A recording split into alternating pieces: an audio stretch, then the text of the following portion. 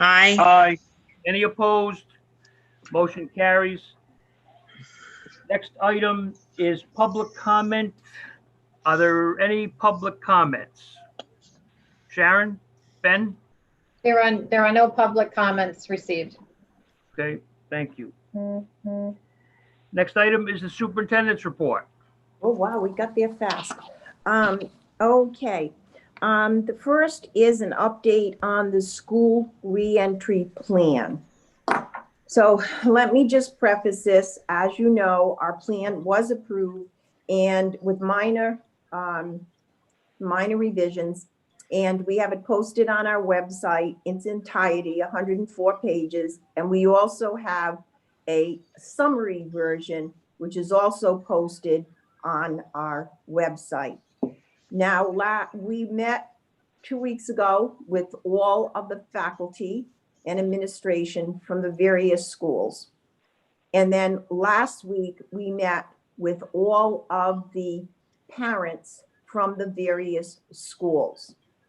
And we apprised them of the plan.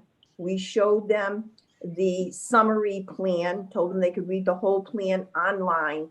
And I think, if I'm not wrong, Ben, just chime in, but we had over 300 and some odd people to 500 on those meetings. Those people at those meetings could write in questions similar to school committee. And then Sandy would either answer some of them after the meeting or would answer them right after the meeting. And there were about 200 questions so far, Sandy, on our special email address. And I probably had 25 directly to me. And we have answered all of those questions to the best of our ability. But there hasn't been any questions that we have not answered that have come through the email or directly to any administrator, central office administrator at this point in time. Now, since we have the updates, and on, I believe it was Friday, I sent you what was called the playbook.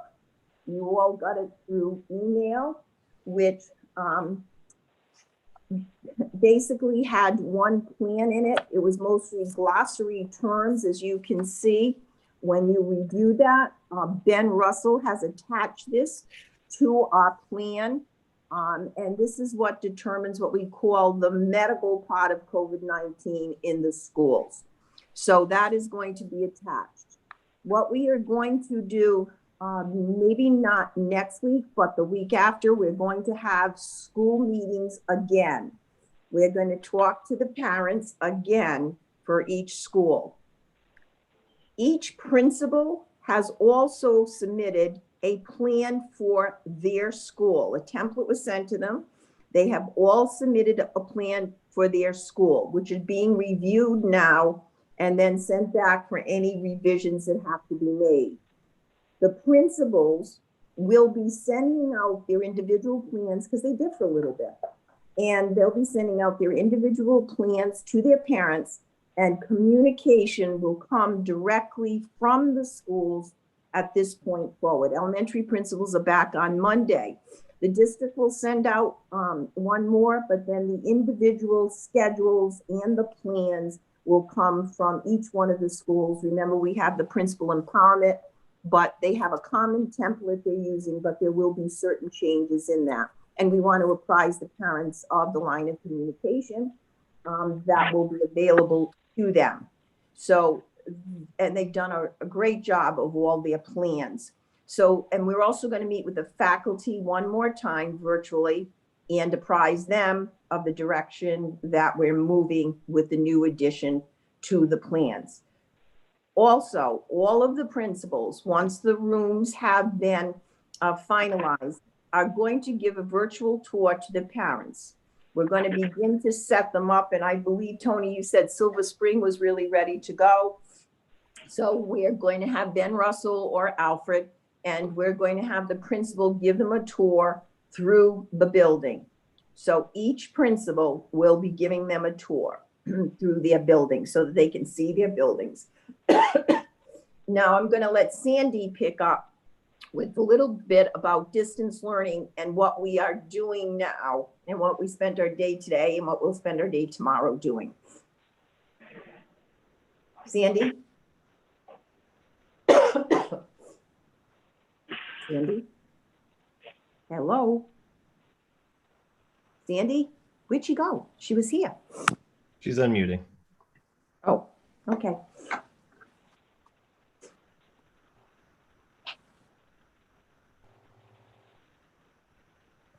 Can you hear me now? Yes. Sorry. Yeah. Did you, That's okay. something else came up. Can you just repeat what you said? I'm sorry. Oh, that's all right. I said, after my review, I said that you were going to talk a little bit about what we're doing with scheduling distance learning versus in-school learning, Okay. about the scheduling, okay? Yep. So sorry, I missed what the superintendent was saying. So we met today to talk about scheduling with the union.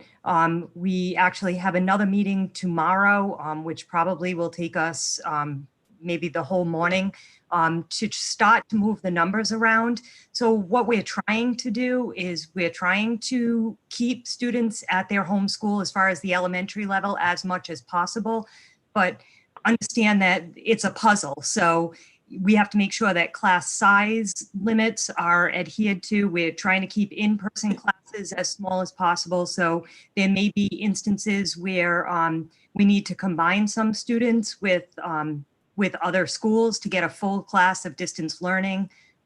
So really, we're just in the beginning stages. That form closed on, we left it open until this morning. So now it's just trying to put all the pieces together, and they're still moving. We still have people that are asking for distance learning or are asking to come off distance learning. All day today we were dealing with that. So we're going to be meeting with the high school leadership team tomorrow to discuss some possible scheduling options at the high school. We're meeting with the middle school leadership team later in the week to just let them know, now that we have all the numbers in, what we're looking at for scheduling. And we've been talking with the elementary principals. So again, I won't know really until later in the week how it's all going to work out until we start mapping out the numbers for the different classes. I mean, I think there was some question, and Sandy emphasized the fact that if people do want to go on distance learning, we're directing them directly to their principal, and then we'll get that information from the principals, but we will allow it. But we want to first schedule the people that we have that were in our grid. Okay, so I just want to emphasize that case by case, we will consider it. Absolutely. Right. So we actually opened up the distance learning. We had to clean up the form. We had a lot of repeats. We had students that are no longer enrolled in the system requesting distance learning. We had, all sorts of issues, multiple, like 3 or 4 times students were entered, or they put the parent's name and not the student's name. So we had to go through all 2,000 plus entries, and we had to check Skyward. We had to check for the services they received. So we had to shut down the form so that we could put through all of that. And then we did open the form back up. It's going to feed into a new spreadsheet for people that are entering after today.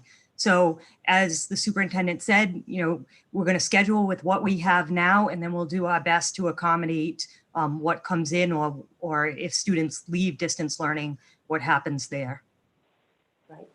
The other thing is we developed a sheet for maintenance and custodial duties that they would have to do based on the CDC guidelines. So we would be sending those out to the principals, and we'll send you a copy as well. But again, we just want to finalize that because as I said, there are changes that are happening every single day. So we were looking at the number of custodians that we might have to add, but since we're up to almost 43% of our population doing distance learning, we're not going to have as many kids in the buildings. So the number of times they have to clean sort of a bathroom and that kind of thing will change once we get our numbers in line. So we're going to hold off on that as well. But the custodial and maintenance checklist will be in the hands of the principals, because if you remember principal empowerment, they're going to be enforcing that in their buildings. And then in cases of emergencies, they are going to contact Mr. Fiola in case of any type of emergency. But Tony's looked over this, the CDC guidelines, and so we just have to review it as a committee, the steering committee, one more time to make sure everything's included. But that will also go out and the parents will be informed of that as well. So even itinerants, it's another example. So we were working with elementary to make sure that everybody had what they needed for itinerants. So it meant shifting special subject teachers around and splitting them between buildings. But now when we look at the distance learning numbers, that's going to change again. So it's, you know, we're working, but it's a moving target. Well, Sandy, could I ask a question? Yep. Isn't there a point, I know you want to be able to accommodate people's change when they change their minds, Yep. but isn't there a point where that becomes almost impossible? Because once you set the schedule with the number of teachers Yep. on doing distance learning, if that number goes down significantly, those groups would be smaller, but the in-house groups would be much larger. There has to be a balance. Right. Where I understand you want to take it each case by itself, but people should still be encouraged to try to make that final decision as quickly as possible, because scheduling is going to be a nightmare. Right. So we actually have a separate list of people that got it in by this morning, and the deadline was Friday. So we are going to work off that list tomorrow. Any additional ones that come in after this, we're going to do the best we can to accommodate, but it's a challenge. And I know parents were, you know, some parents were not ready to make a decision yet. Right. There's just a ton of scheduling that has to go into this, especially when you're looking at over 40% of your students in distance learning and we have to take teachers and put them in those distance learning classrooms. We have to make sure we have enough teachers to cover our in-person classrooms, all using the same staff. So we're not hiring additional staff to fill these holes. It's again, like I said, we're going to work tomorrow with a group, and we're just going to try and plug in all of, you know, the different scenarios and try and get this schedule to work. But it's going to take a few days. Can I ask one more question? I'm sorry. The teachers who are going to do distance learning, how will you identify? Will you be asking teachers that prefer it, or will it be by seniority? Will it be by we have a memorandum of agreement that's what we talked about today with the union. And we'll be doing it by school and by grade level. Then if both teachers at that grade level want to do it, it will go to seniority. So we agreed on that. Karen, once they choose distance learning, though, they're in for the semester. So there's really not an in and out, and that's because of the accommodation issue. Once we sign teachers, you know. Right. Yeah, that makes sense. Yeah. And I just want to say, so there's been a lot of questions about if at the semester mark, would students go back into their home school? That would be the plan, that intention of moving, you know, I think it's more of an elementary issue, but even middle school, they would go back to their own school, and we very much are trying to keep them with their own school, or at least a group of students from their school. It's not going to work out perfect at every grade level, you know, but we do have grade levels where we probably, you know, it might be an even split or close to, and we can keep those together as a distance learning cohort and as an in-person cohort. But it's just something right now that, you know, we're going to have to work through. No, but I think it's really smart that you're involving the union right from the beginning, and forming these agreements before you even start, and then so that no wrench gets thrown in, at least from that angle. I think it's smart to have Nick at the table with you. Sandy, what are the numbers that opted at the high school for distance learning, and then the two middle schools, please? Tony, do you have those in front of you? The high school is. Just give me 1 second. Okay. I think I've got them here. I believe the high school was close to 600 last time I looked. Out of how many enrolled? Do you know? Yep. For For ninth grade, I have 137 distance learning. For 10th grade, 160. For 11th grade, 132. And for 12th grade, 104. And that's as of August 7th. So 1532 right now is, sorry, I have to look at my other computer. 1532 is the enrollment at the high school. Okay. And approximately 600 distance learning. Yeah, 1532 probably isn't that accurate because you have a lot of ninth graders that won't come to you, going to private school, charter schools. Oh, yeah. It's probably a little bit lower. Okay. Okay. And the middle schools? Oh, the middle school, I don't have that on this sheet, Sandy. Got it. Kathy, I have it. Oh, do you? Okay. Yeah. So Martin enrollment, there is 78 sixth graders, 96 seventh graders, and 82 eighth graders.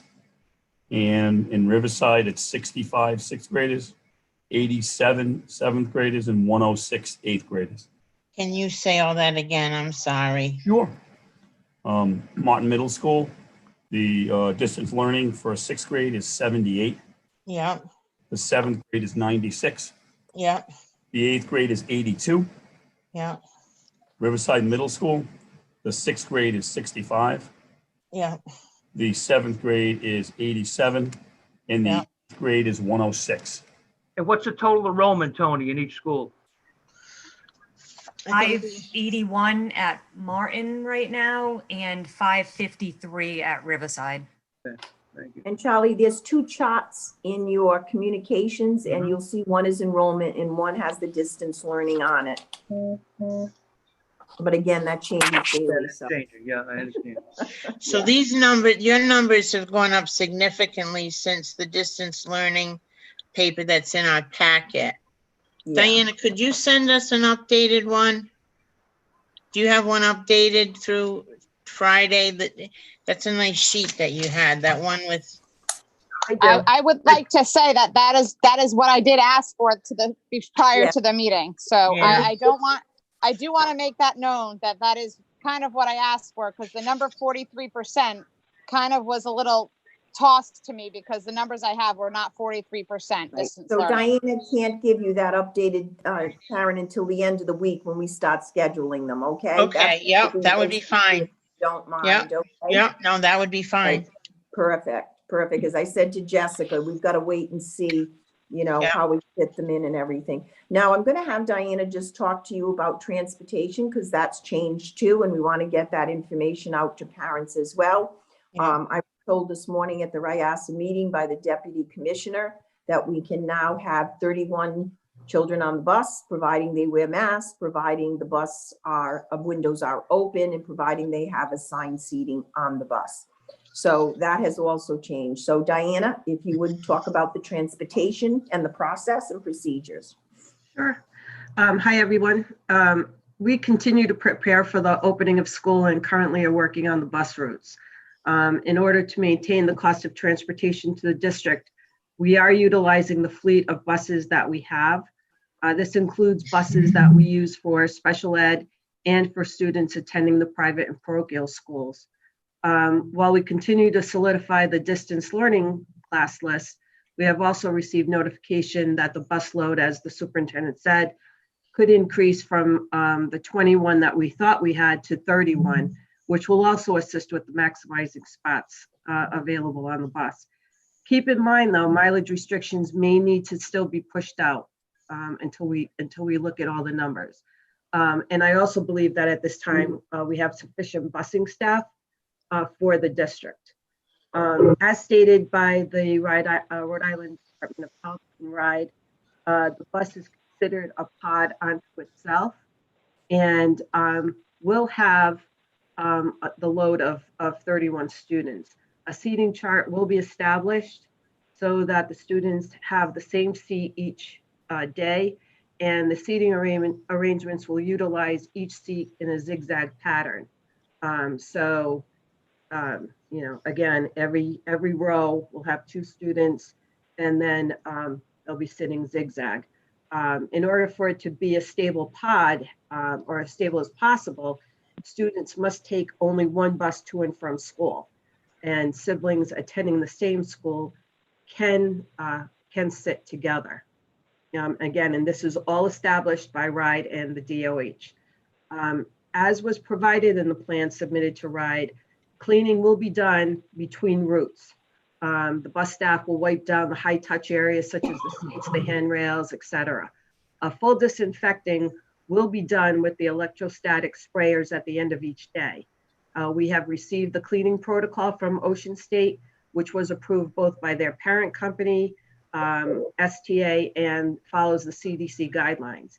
I do not have the statewide protocol, but I am confident that it too will follow the CDC and RIDO guidelines.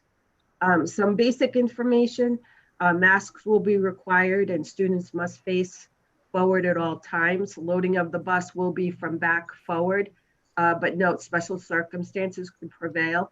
For students K through 5, we are requesting whenever possible that parents be at the bus stop. We know that this may not be the case, but there should be an adult available. We also discussed the temp taking prior to boarding the bus, but according to health data, that shows that taking the temps at that stop would not be accurate because you're dealing with outside air circulation, and it just is not an accurate form of temperature taking. Going forward, we'll be discussing the social distancing and any safety concerns with the East Providence Police Department. And I would ask that any parents who have any questions or concerns to contact me. And my telephone number is 383-2224, and it's extension 30046, or on my cell, 680-2346.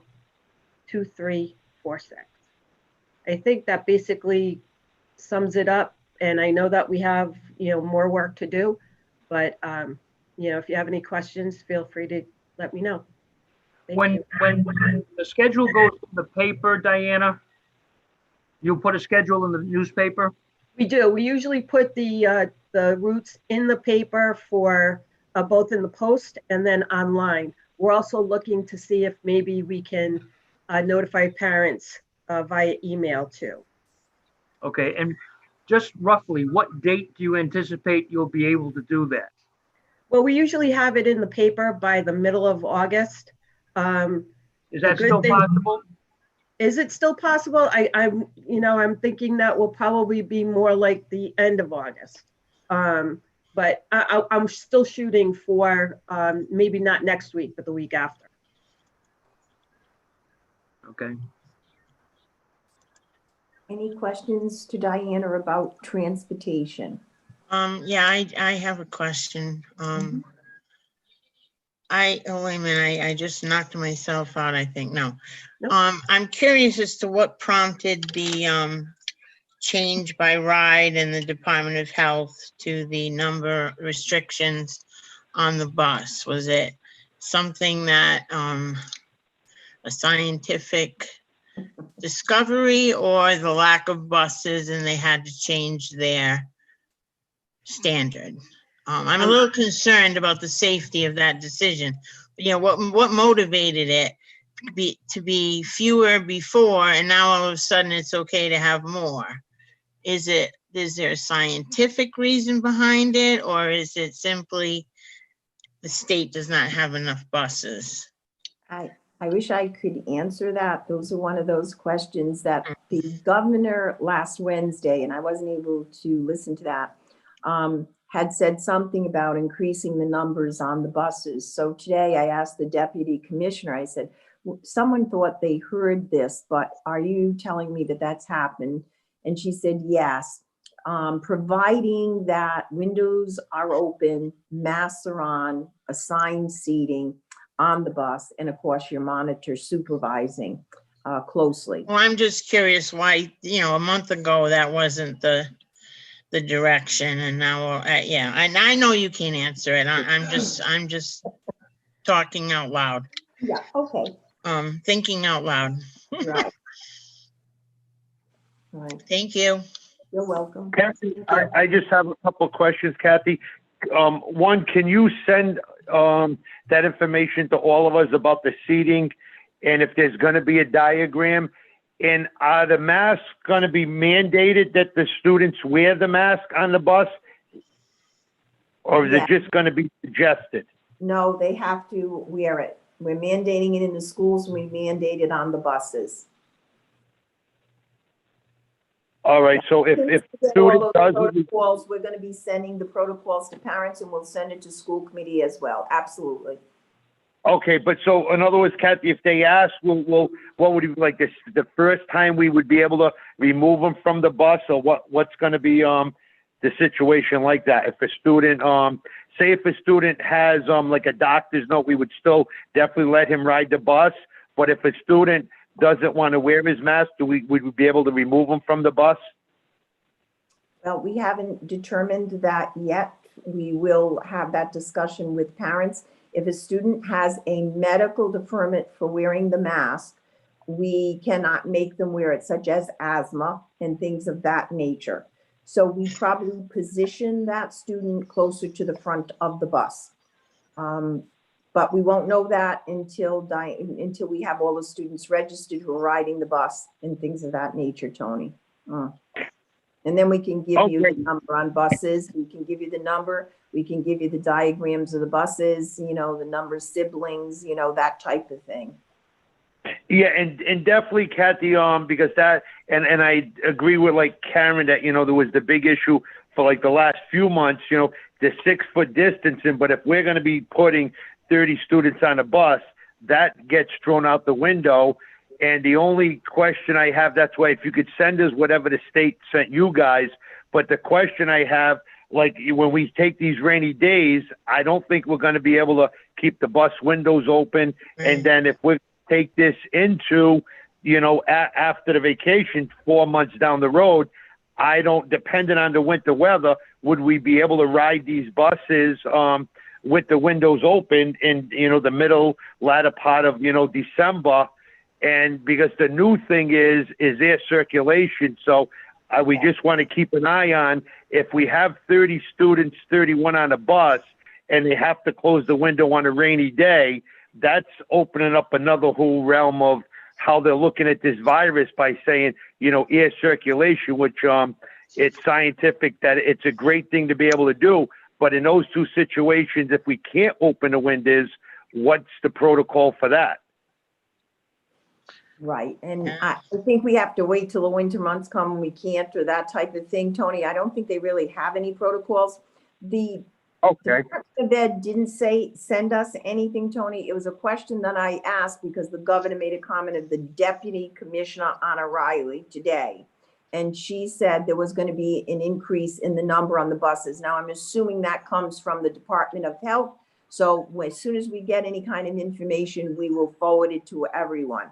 Now, whether we'll need 31 kids on the bus, we don't know that. We can seat them every seat, but they have to be on a diagonal, as we know. But they did mention open windows even before with the masks. They've always mentioned the open windows, even in the classrooms. So as soon as we get that information, Tony, there's certainly, good questions.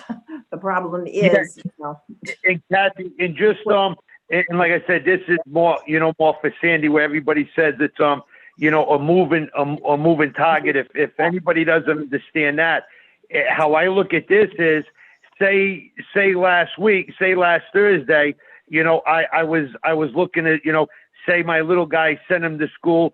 I was okay with the protocol, with the schools that we got. The bus is based on 22, a bus. Now that we're letting out public that we're going to have 31, I'm just wondering, I look at it as that moving part, because some people say, Tony, what do they mean by a moving part? Well, like we may have this whole schedule set up, but now if parents realize they're going to be sending their student, regardless of the age, especially the littler guys, on a bus with 31 kids, would that be a driving factor that at that point, I don't want to send my student to school. I feel comfortable with them being in school with all the distance and Kathy that we did. but I have an issue putting them on the bus. So I'm just wondering if that's really gonna make these numbers rise, and that's that part of a moving part where we might have everything in line, but maybe once it gets out that we're gonna be putting 31 kids on a bus, which is I look at as very unusual, as we all heard, 6 feet apart and stuff. So that's what I just wanted to mention, so the public hears what you guys deal with moving parts like. Yes, and Tony, you're absolutely right, and that may happen, and we certainly will respect that if it does happen. We're going to look, because our numbers are small, whether that will be a potential for us or not. We may not, but we certainly will. And I'm going to try to get that in writing from RIDE, and as soon as I get it, I'm not putting anything out till I get it in writing, Tony. Okay, thank you. Okay. Diana or Catherine, did they mention whether or not we would be supplying masks on buses for kids who may forget their mask on the bus, or may, come to the bus stop without a mask accidentally?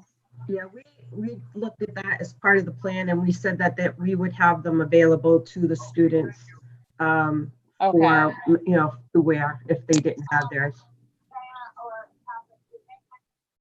Okay, perfect. Thank you. You're welcome. Okay, enrollment numbers, I think Diana probably talked about them already, but do you, any more questions on enrollments that anyone has?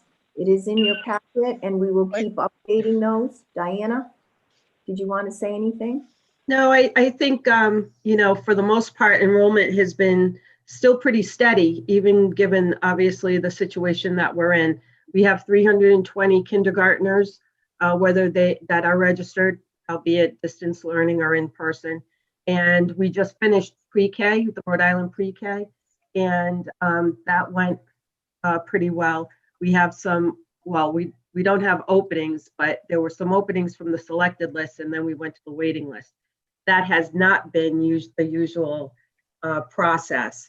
Usually when we have 160 on a selected list, for the most part, 99% of them take the spot. This time, it wasn't that way. We had like maybe 20 spots available at each site, but the waiting list filled that up.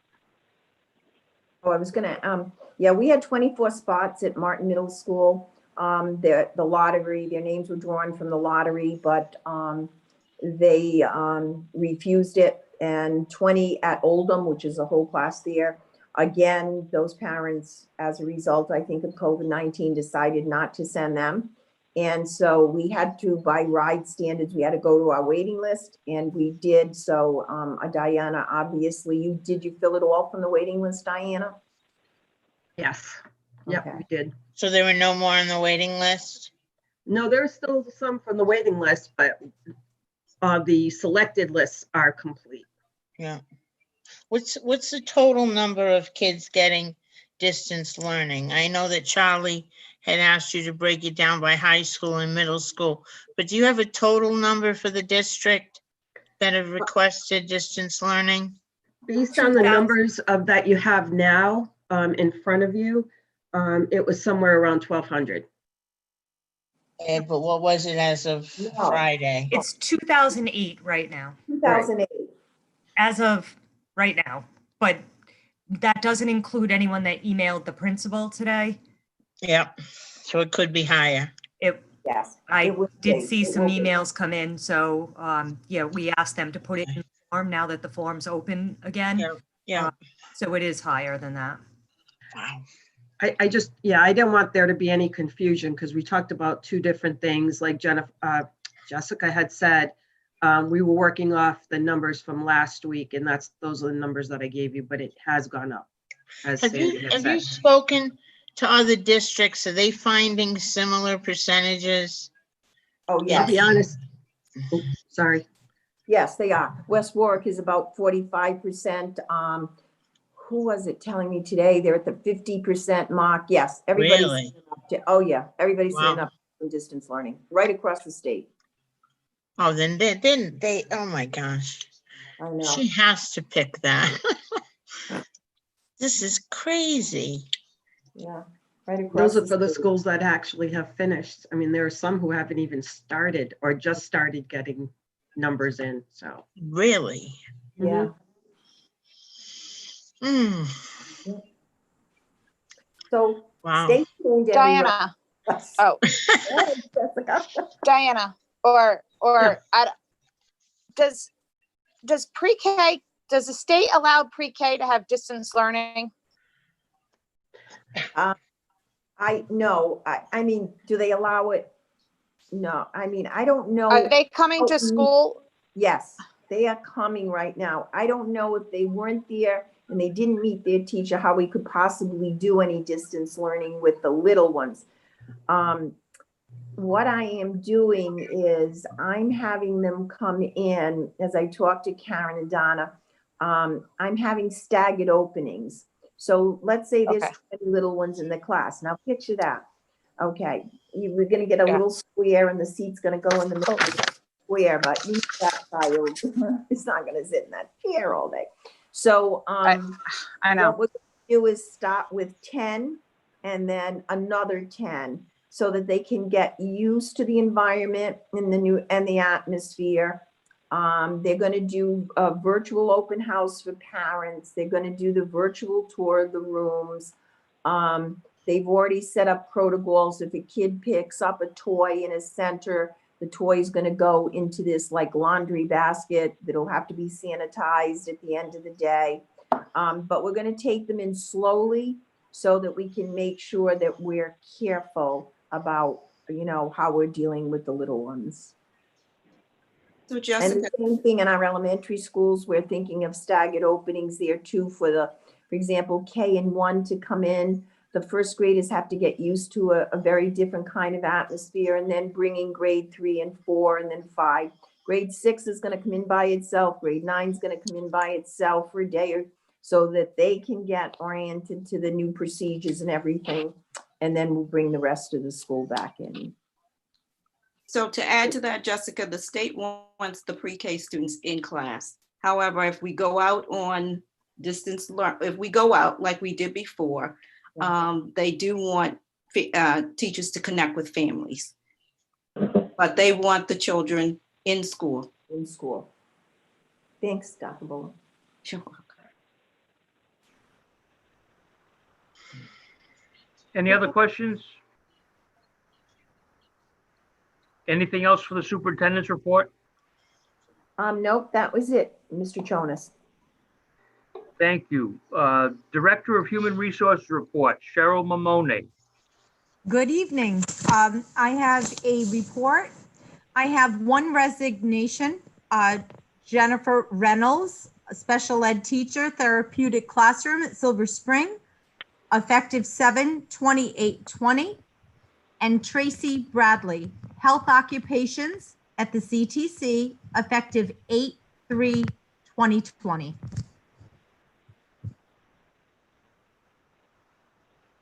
Carol, are you missing one? I'm sorry? No, because that's in retirement. Okay, oh, right, retirement. Do you need a motion? Yes.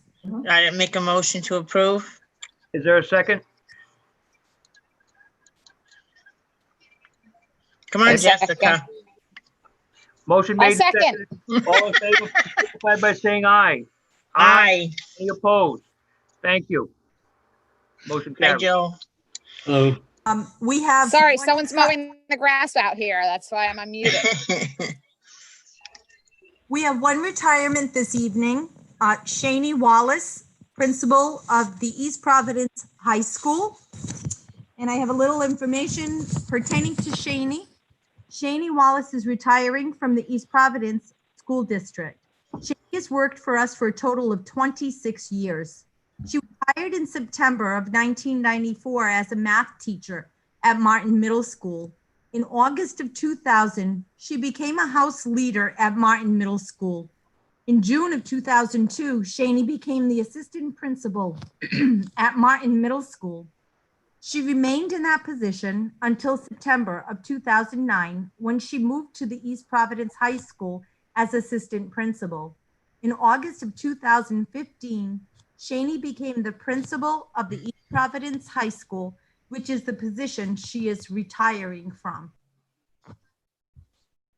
We'd And like, I would like to extend health and happiness to Shaney in all of her future endeavors.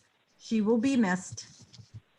we'd like to thank Cheney Wallace for her contributions over the years to the East Providence school system, and especially for her years as a high school principal. And we really truly wish her the best of luck in her retirement, and we certainly wish it to be a very healthy retirement. So thank you very much, Shaney, for your service. All the best to Shaney. I would like to also thank you, Shaney, very, very much for all she's done since I've been on here. She's done a great job. I'd like to personally thank you. Anything else, Cheryl? You Motion. take the vote on that. I'll go to the next category. Okay, may we have a motion on the retirement? Make a motion to accept. Is there a second? Yep, I second. All in favor signify by saying aye. Aye. Aye. Any opposed? Motion carries. Yay. Charlie, mark me down as nay, please. 1 nay. Okay, 4-1. I almost said nay. I don't know.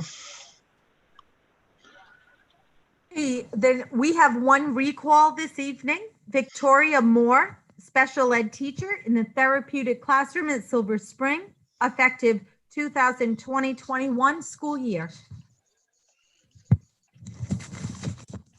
What is the committee's pleasure? Oh, I'll make a motion to approve. Is there a second? I'll second it. Motion made and seconded. All in favor signify by saying aye. Aye. Aye. Aye. Any Aye. opposed? Motion carries.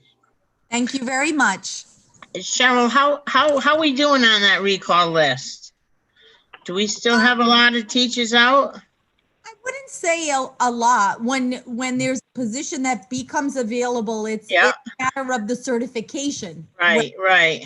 We can call someone back. Yeah.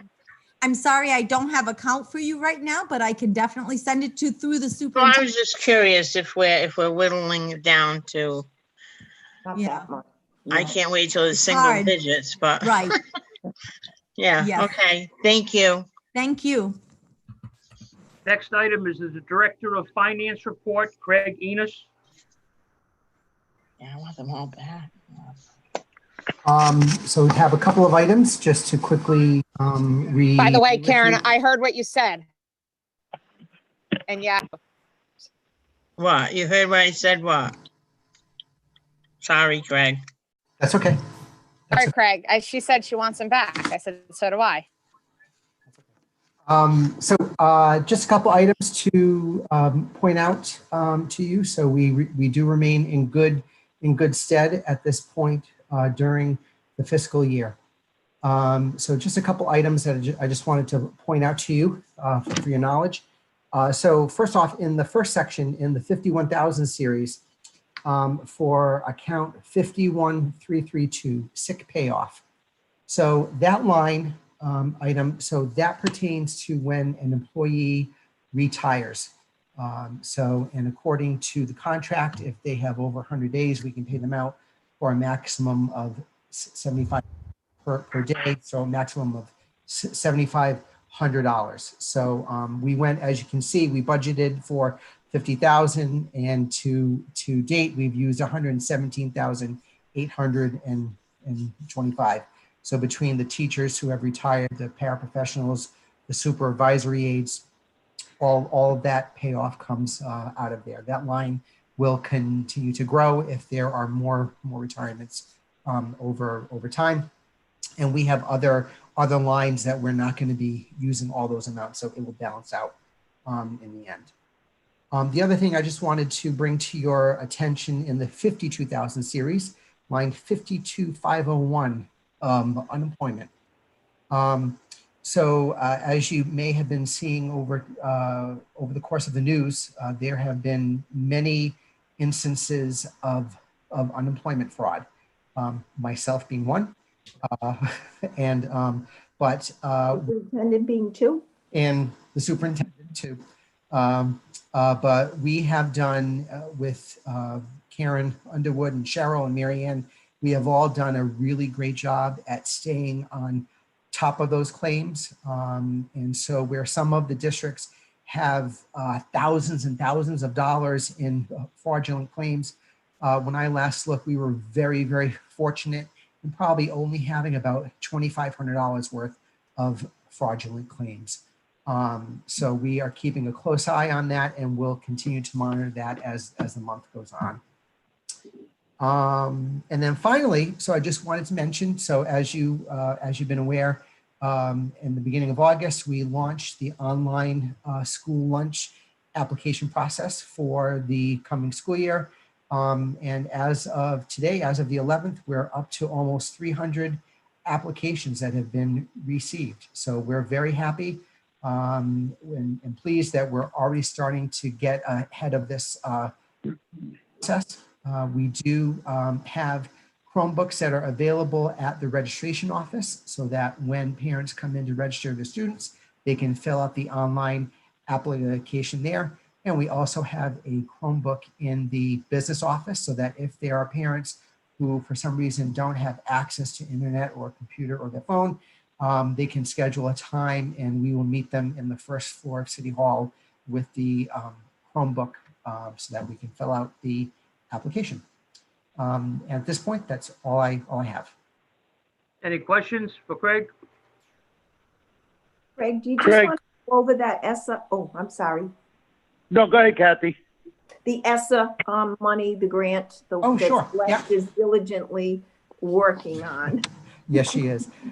So as we have informed you before, so we are going to be receiving 2 grants from the Department of Education. So one is the ESSER funds and one is the CRF, the Corona Relief Fund.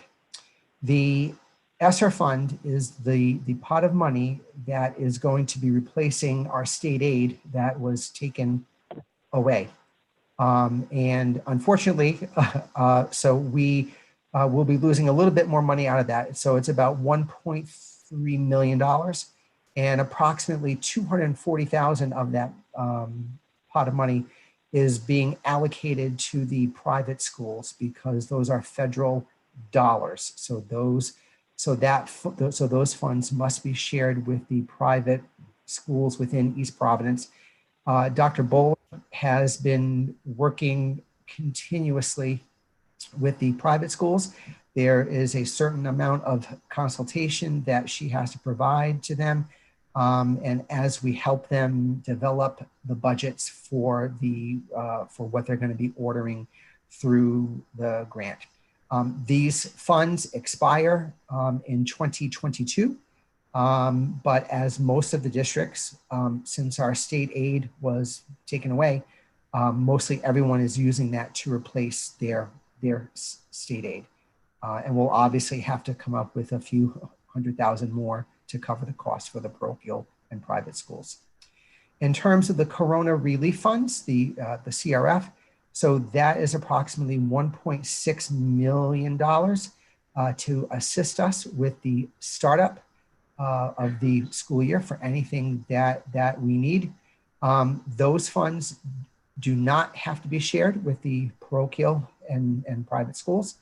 That application has not come out yet, but one thing that we do know is that those funds must be expended or committed to by December 30th, 2020. So that's a pretty quick turnaround time for that. Any questions? Craig, is the 1.6, that's the total number that we got for Corona so far? So that's for the Corona Relief Fund. So that's the money that we're going to be getting from RIDE. Only And that's if the only one you- Congress approves it. The 1.6, Craig. Correct. Only if Congress approves the stimulus package where, Tony, as you know, it's being held up right now. So we don't Yes. have it. RIDE has 1.3 in their hands now, but that's the one Celeste is writing for that offsets our state aid. So anything we purchase for COVID, Craig, goes through the FEMA. You and I talked about that this Correct, morning. yep. We have sent it to the city to be reimbursed by FEMA funds. Okay, thank you. Thank you guys for getting this information to me out very quickly when I asked for it this morning. I appreciate it, guys, You're welcome. and for bringing it up tonight.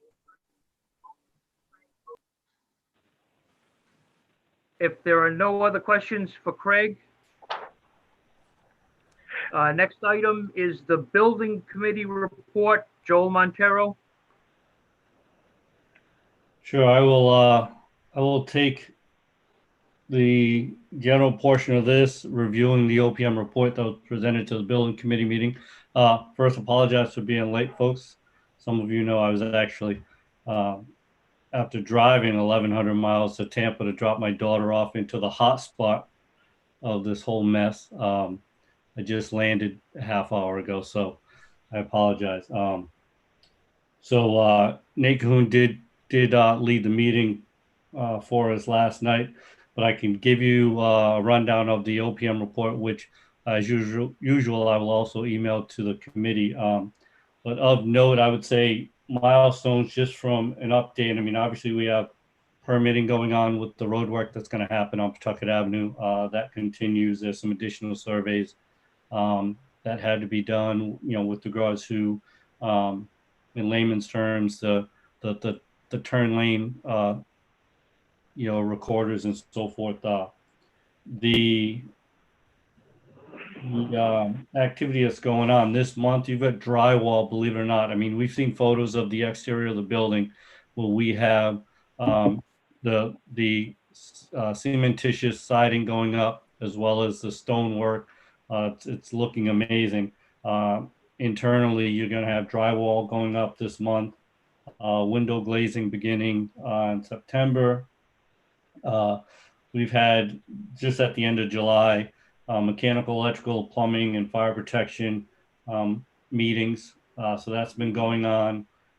Building envelope site visits by the commissioning agents have gone on as scheduled. So things are just chugging along. And, I'm going to defer to you, Craig, at some point, just to kind of get into the numbers side of things when we talk about if you don't mind, the savings and contingencies. But as many of you know, we're quite a few $1 million under budget on this, and that money has been put into owner contingencies, which is on top of the contingency that was already built into the GMP contract, and those dollars are being tracked. And there's owner contingency, there's construction contingency, as well as owner allowances that are being tracked, and those are utilized for change orders, whether it be something that just is typical that comes up that needs to be redesigned, a shift of a sectional wall to accommodate some infrastructure and so forth, as well as some of the allowances that we'll be able to utilize as we get further in the project to look at some of the alternatives that were bumped out during the design phase. Probably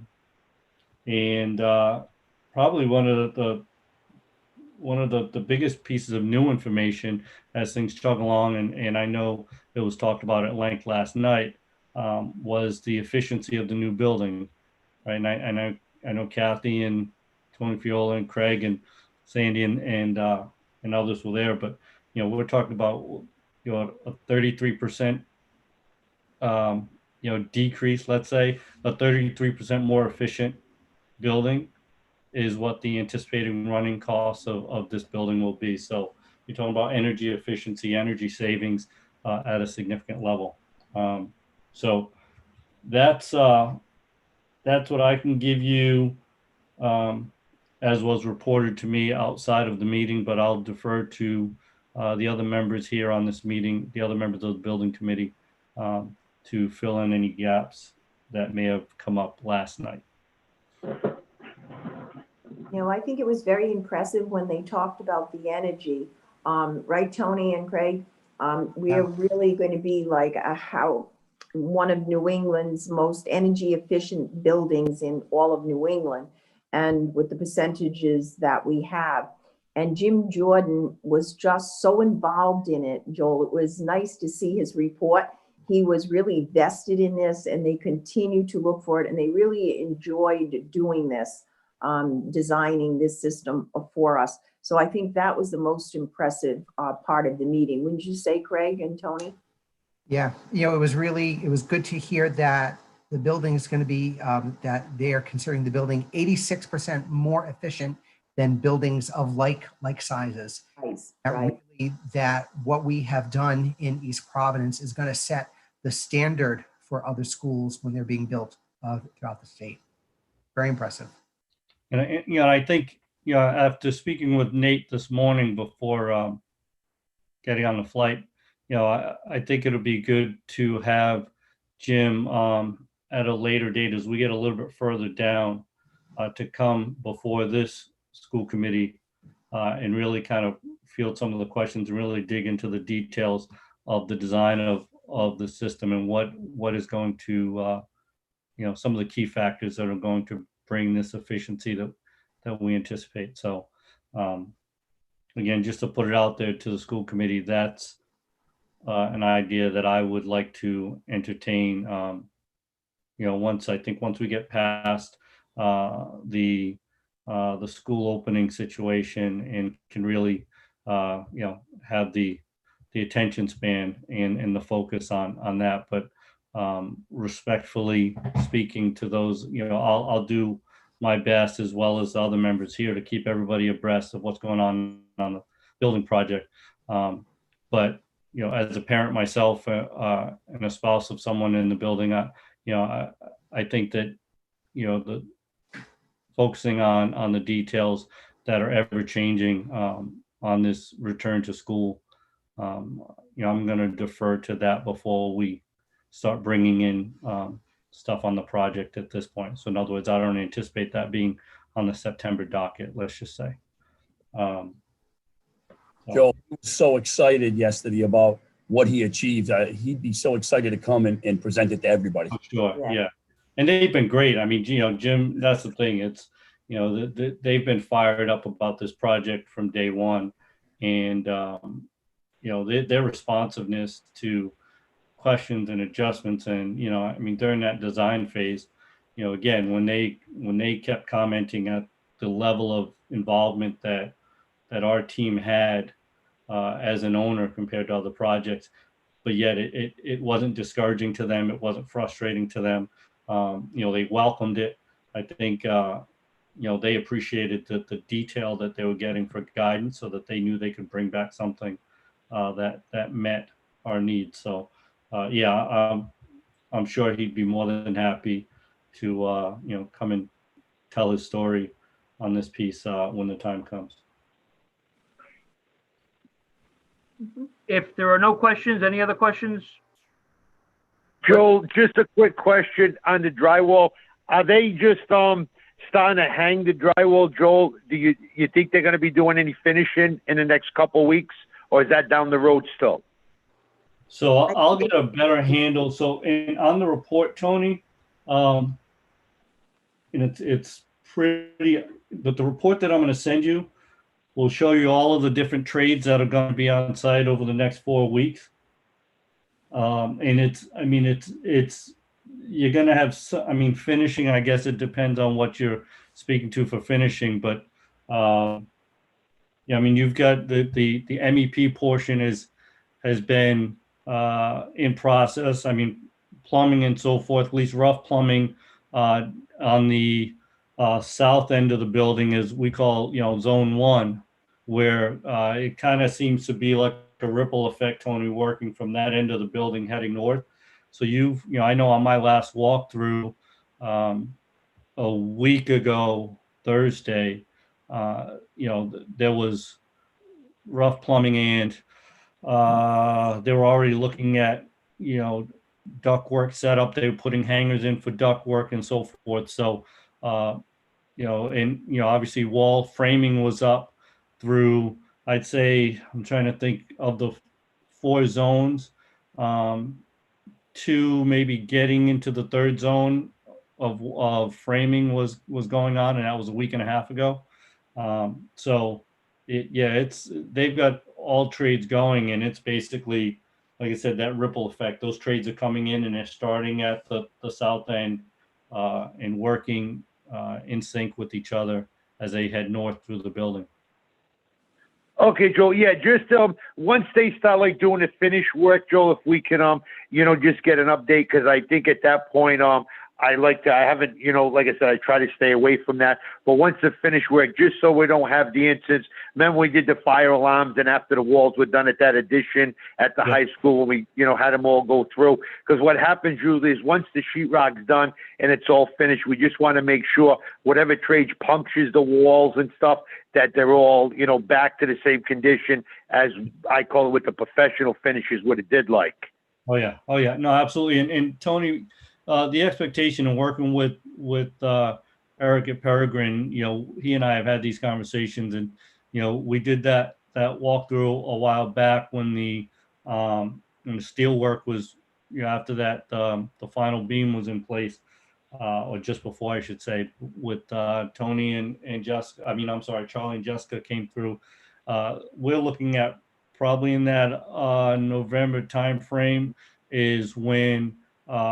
Speaking with Eric, that I thought it'd be a good idea for our committee to get another walkthrough, because I think you'll have enough, you'll have more substantial work to kind of review, get a real sense of what's going on, but still have everything open and exposed for, so that you understand both the internal guts and what the layout is actually going to, look like, or start to look like.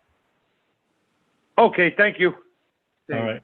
If I may, Charlie, just, I know that I wasn't here for the beginning, but I was listening on the phone on my ride from the airport. With regards to the return, I appreciate the return to school. I appreciate, what this team is doing immensely.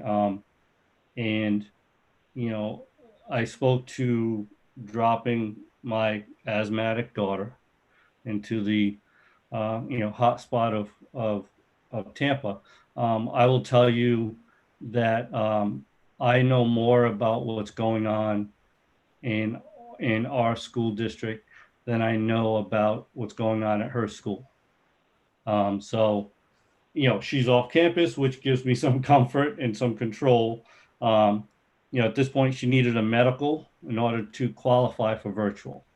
So that just kind of gives you an idea of the, the varying degrees of direction and decision that are going on.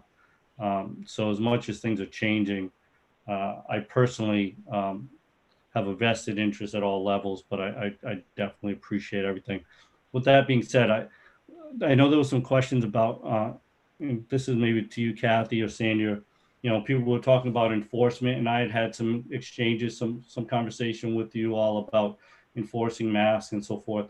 Would I be correct in thinking that we're going to need possibly some legal guidance to know what our capabilities are for enforcement? Because we're not a restaurant where we can deny service, right? So we're talking about a public school. So I think initially off the bat, you think, well, hey, if they don't comply, then then they get X.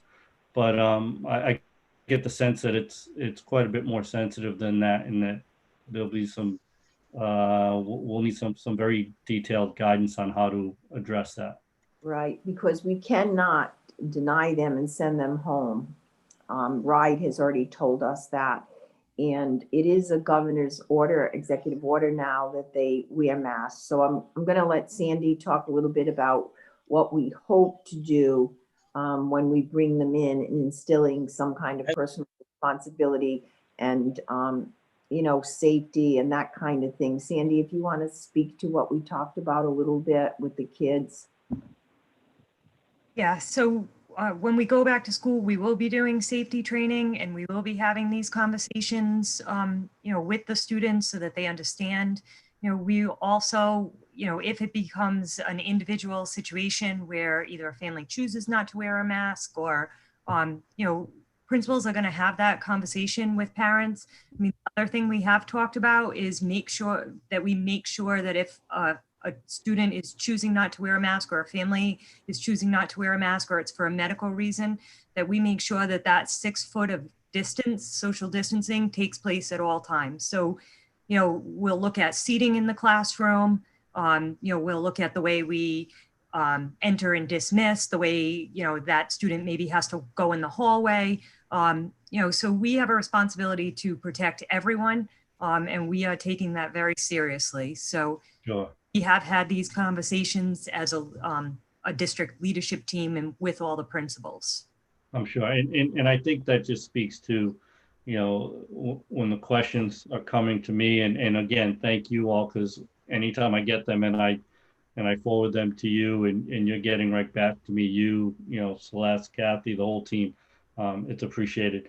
But I think it's important for the public to know that even on this, when that question comes up, well, then don't let them in, or, there's that natural parent response, right? But there are so many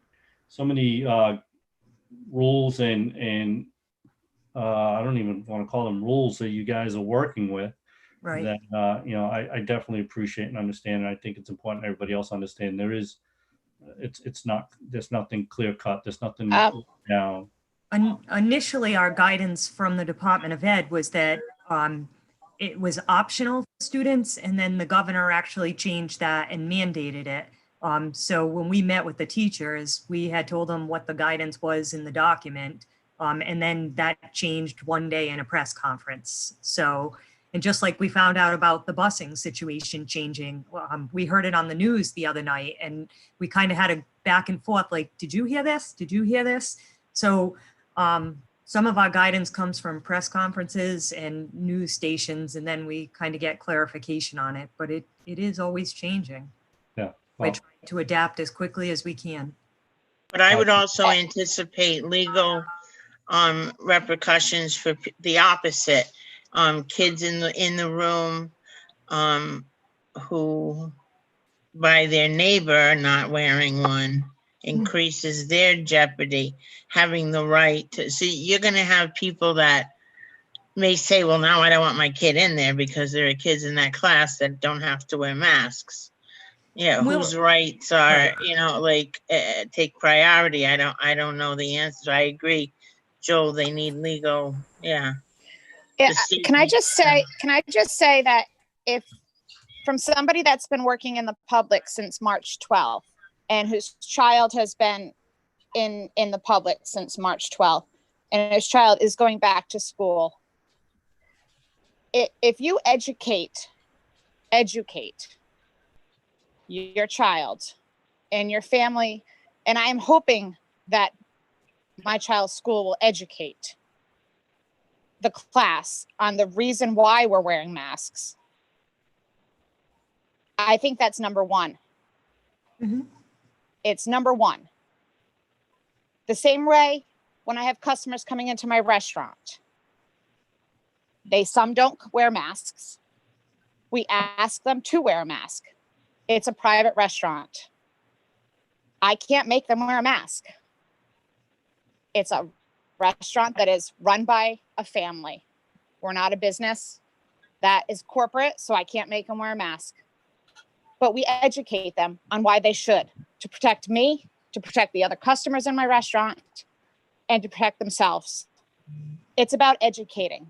That's what schools do. We educate. That's what I'm hoping we do for our students. So if you're going to educate, that is the number one thing that we're going to do. We're going to educate the students in the class on why it's important to wear the masks. And I guarantee you they're going to do it. And the kids that come to school will end up doing it. I understand it. It's horrible to do, but they're going to do it because we're going to educate them on why they're going to do it. But Jessica, you've worked with children like I have. Children are Yes. children.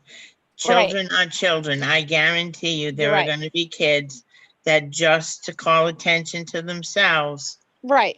will choose not to, not because they don't know they should, for other crazy reasons, you know, which kids Yeah, to seek I do. attention or Yeah. just to be defiant, or the teachers are going to have their hands full. And by that's the going to looks be of a the big number, issue.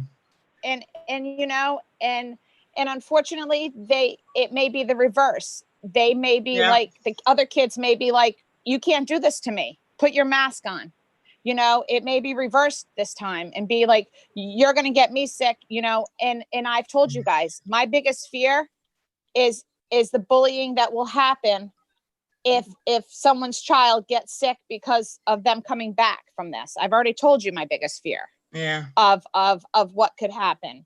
And I am number one priority is the education of these students about what COVID-19 is and what the coronavirus is. And that's what I want to be taught in these schools when these students come back, because you don't know what is being taught at home. And by the looks of these numbers, we're going to have more students in school, less students in school than we are at home. So I'm hoping that it will be taught, because they haven't been in school since March. The news is the news. What's at home is at home. And that's how I feel. You know, I go to work every day in 2 different jobs. I see 2 different sides of this. I don't fear for my life any day I go to work, and I pick up people's dirty napkins. It is what it is. And you just have to keep going, but I educate myself on it. And I think that's what we have to do here.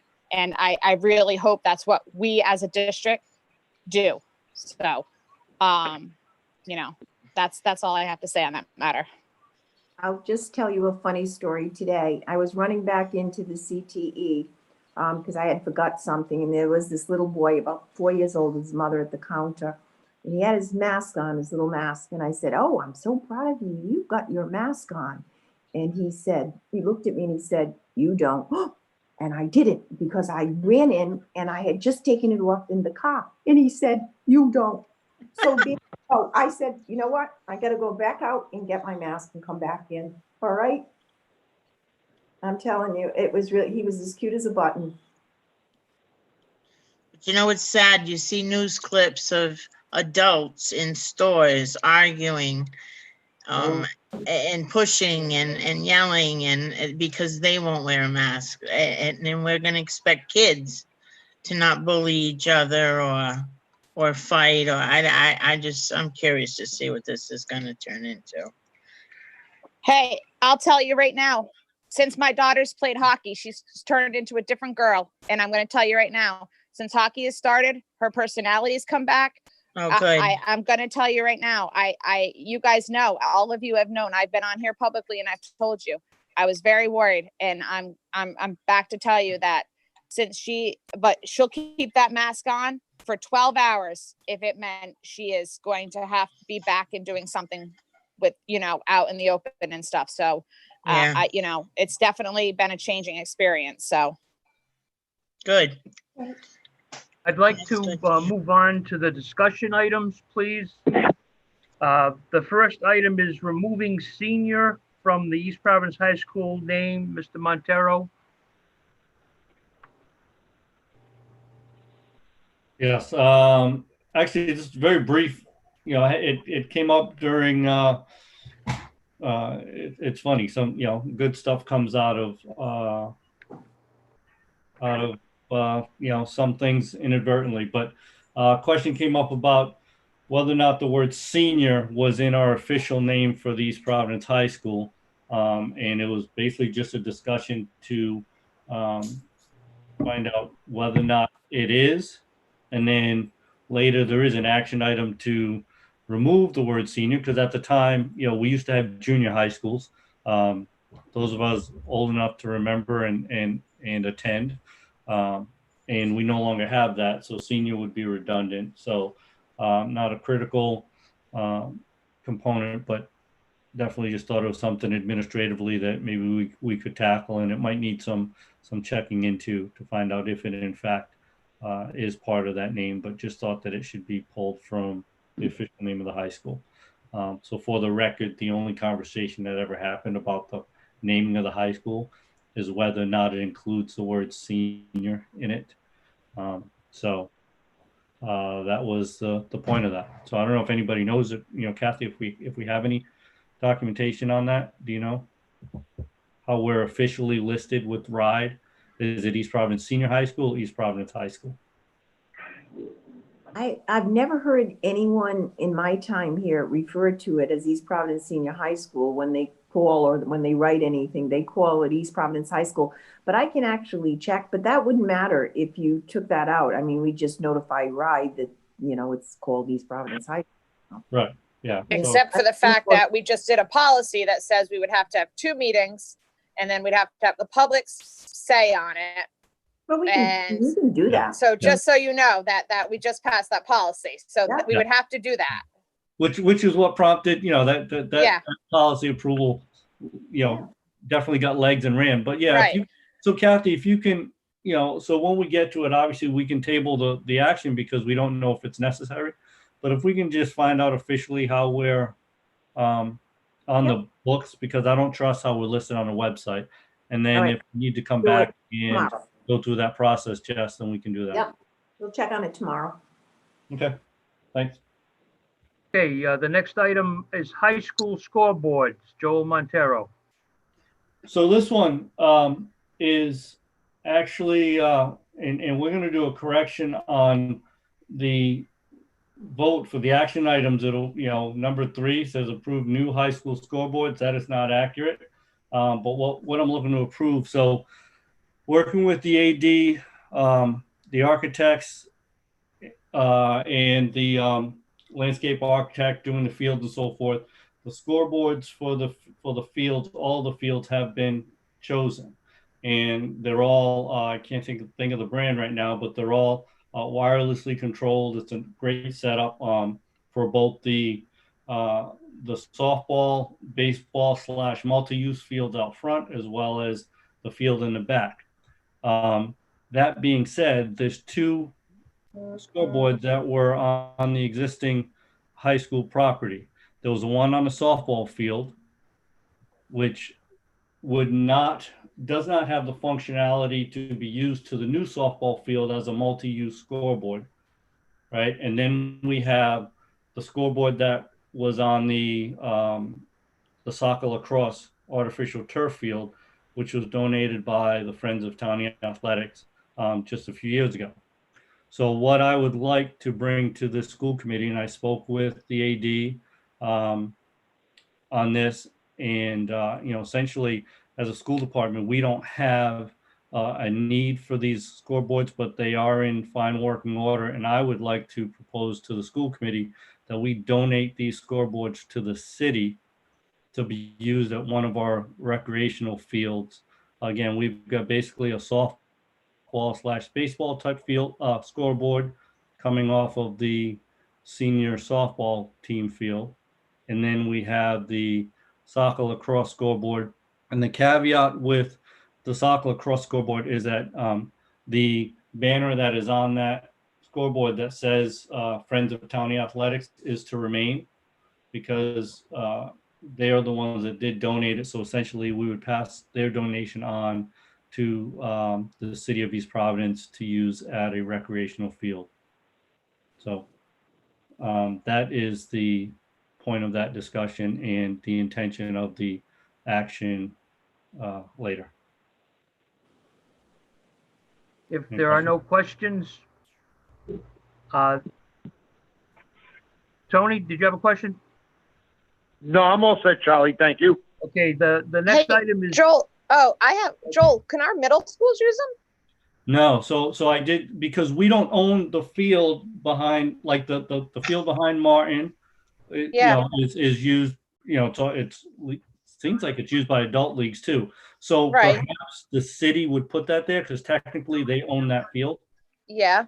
So, perhaps that's one field that the city may locate it at, or maybe even at, I don't know. But no, so I did check with the athletic director, Mr. Omori, and asked that very question. I said, do we have any of our schools or middle schools that could make use of this. And he said, no, we don't have any official fields that we use. They're all owned by the city anyway, if they're not using the high school. Any other questions? The next item is parental involvement now and going forward. That's my item, and the reason that's there is I am asked by parents if there's a place for them, if we can use more assistance, and I never want to turn away assistance. So whether it's on a subcommittee or whatever, I think if we've got parents that want to be involved, then we should try to find a way to involve them. And I don't know if anyone has anything to say about that, but I would ask that we try to find a way to put people to work that want to go to work for the school department for free. So I have a question on that, Charlie. Would that be, I mean, between PTA, PTOs, and I should probably defer to the expert on the amount of work that goes on with that, and that would be Jessica on this group. But outside of PTA, PTOs, sit teams that are established, what are your thoughts? What are you thinking? What type of? Well, I mean, I'm sure there's no shortage of tasks that are out there, and maybe we could let the administration, the superintendent, decide where she could best use assistance. In other words, who knows better than the administration where they can use a little bit of help? Well, you said people are calling, so where are they asking to help? Are they asking to help? Yeah, you said that they're coming to you asking to get involved. So one of the questions was, and I think we have a few parents, I can't tell you how many, on the reentry team on some of the subcommittees. Well, I mean, Charlie, I can tell you right now that PTAs and PTOs are so bad hurting for people. I don't know if, really bad. I don't know if that helps at all. I don't know if all the schools, but I know most of the schools don't even have boards. I don't know if all of them are. So I can tell you that any parents that should reach out to any school to get involved with that. Because Jessica's they're going to need to. We're hurting the PTAs. The high schools, Waddington, RMS. Well, Jessica, my experience primarily is with Myron J. Francis and Orlo, and those organizations seem to be pretty well set. Okay. So again, if we don't need the help, then I will tell them we're good. Well, wait a minute. So I think that there are some schools that need the PTO help. The high school needs some more people to be active on their PTOs. Waddington needs some people. And I'll check with the other principals, Charlie, about their PTOs, but I think there are a couple. The other thing is they're all going to be in the next month, because a month from school starting, their SIT teams have to be reformed. Mm-hmm. So I would reach out to the principal of their district to ask if they could be members of the school improvement team. I've had some parents reach out to me for the district school improvement team, and I think I have added, Sharon, maybe 4 or 5 parents to my committee. At least 2. We recently added, I think, 3. 3 or 4, yeah. I think I added that, yes. So, so again, I'll be looking and going out to see if anyone's interested in sitting on the district school improvement team. So, because I may lose some, the other thing is you do not have to have kids at a school to be on a PTA or PTO. You can have kids that will eventually go to that school, or you don't have to have kids at all. You can just have a vested interest in that school. Just, Okay, yeah, I understand that, but it's, I wondered what response I would get because I think it's noble to volunteer your services nowadays. So, So I would add to that, Charlie, that our elementary schools, the ones that are Title I schools, have a parent involvement requirement as part of the federal funds. And so that's a two-way street. They want parents to come into the school to participate in activities or opportunities, but they also would like parents to volunteer. So they are constantly reaching out because it is a requirement for the federal funds. It has a huge parent involvement, and that's a two-way. Whether you're coming in to participate in school-sponsored activities to increase parent involvement from that perspective, or whether you're reaching out to the schools in terms of, or the schools are reaching out to parents in terms of ways they can volunteer in the schools. And that volunteerism may take a variety of different forms. It may be a one event sort of thing. It may be joining a committee that may be short-lived or long-lived. It may be a specific activity, such as maybe helping with 5th grade graduation. So there's a strong component which has to be documented in the federal funds application. And the Title I schools are also required to send an annual parent survey. And that also asks in terms of how the school is reaching out and how they are able to come into the school and participate, and whether that is participating in the activity or through volunteerism. Celeste, thank you. Who would be the point of contact for that? It's the principal. So the principal And normally that information goes out in their newsletters. And sometimes it is activity specific, as I said, but they do reach out in terms of people to sit on different committees to help with different types of activities and opportunities like that. Okay, thank you. So Celeste, could we remind them in their newsletter to put that in their newsletter for interested parents as well as their school improvement teams? Sure.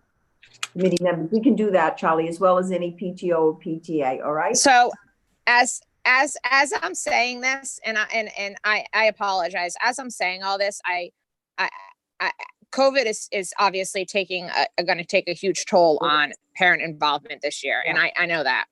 And as I'm saying this, Charlie, I do apologize because I don't even know how parent involvement is going to play a huge part, because we're not going to be able to go in the school. So as I got excited for a second, and then I got, oh, okay, I don't even know really what we're going to be able to do.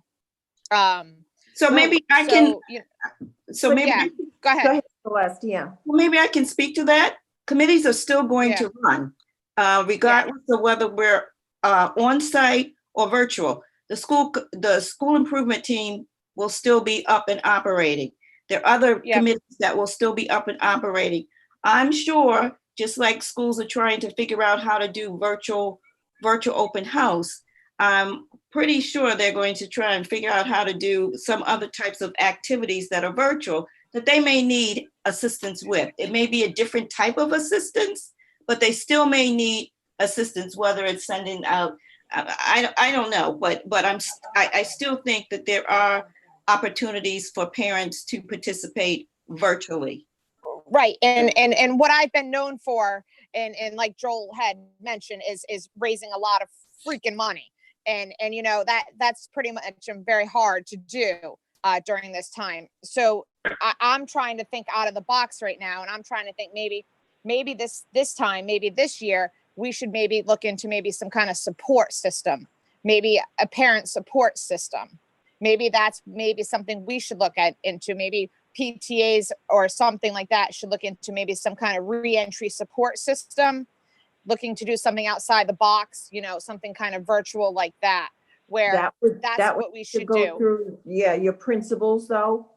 Some kind of, working with some, something like that, so that because it's going to be difficult to have book fairs and holiday shops and that Right. kind of stuff. And you know, working with somebody and doing something like that. So I, you know, as I was getting excited about that and talking about that, it occurred to me that things are going to be different. We can't bring in volunteers. We can't bring in parents. We can't have ice cream socials. We can't do any of that stuff, but to maybe look into it a different way and come outside the box and look into some kind of re-entry support system of some kind of Well, sort. I think what Celeste just said is right on. Right. Celeste just said we have a federal requirement. We need Right. to be doing these things, COVID or Yep. no COVID. So Right. I think I like Celeste's idea best of all. Thank you, Celeste. Yep. I think the other thing you should think about is in terms of parent volunteers, maybe because we all are stuck at home, maybe there are some skills that parents have that they can be offering to other parents. So that would be a support, or something that a parent has that's a skill that they can offer to other parents and their children. So for instance, maybe somebody can conduct a book club virtually, or teach a particular skill. So there are other ways that parents can participate in the school that may not necessarily be on site. On site is ideal, but as you said, we need to think outside of the box to keep parents engaged in their students' education, whether it's virtually or on site. So what we can do at our first principals meeting, which will be next Monday when they return, we can mention this, Celeste, okay? And have them reach out. We will do that, Charlie, in our principals meeting, and have them reach out through their newsletters. And just for also to think out of the box, to do some creative things.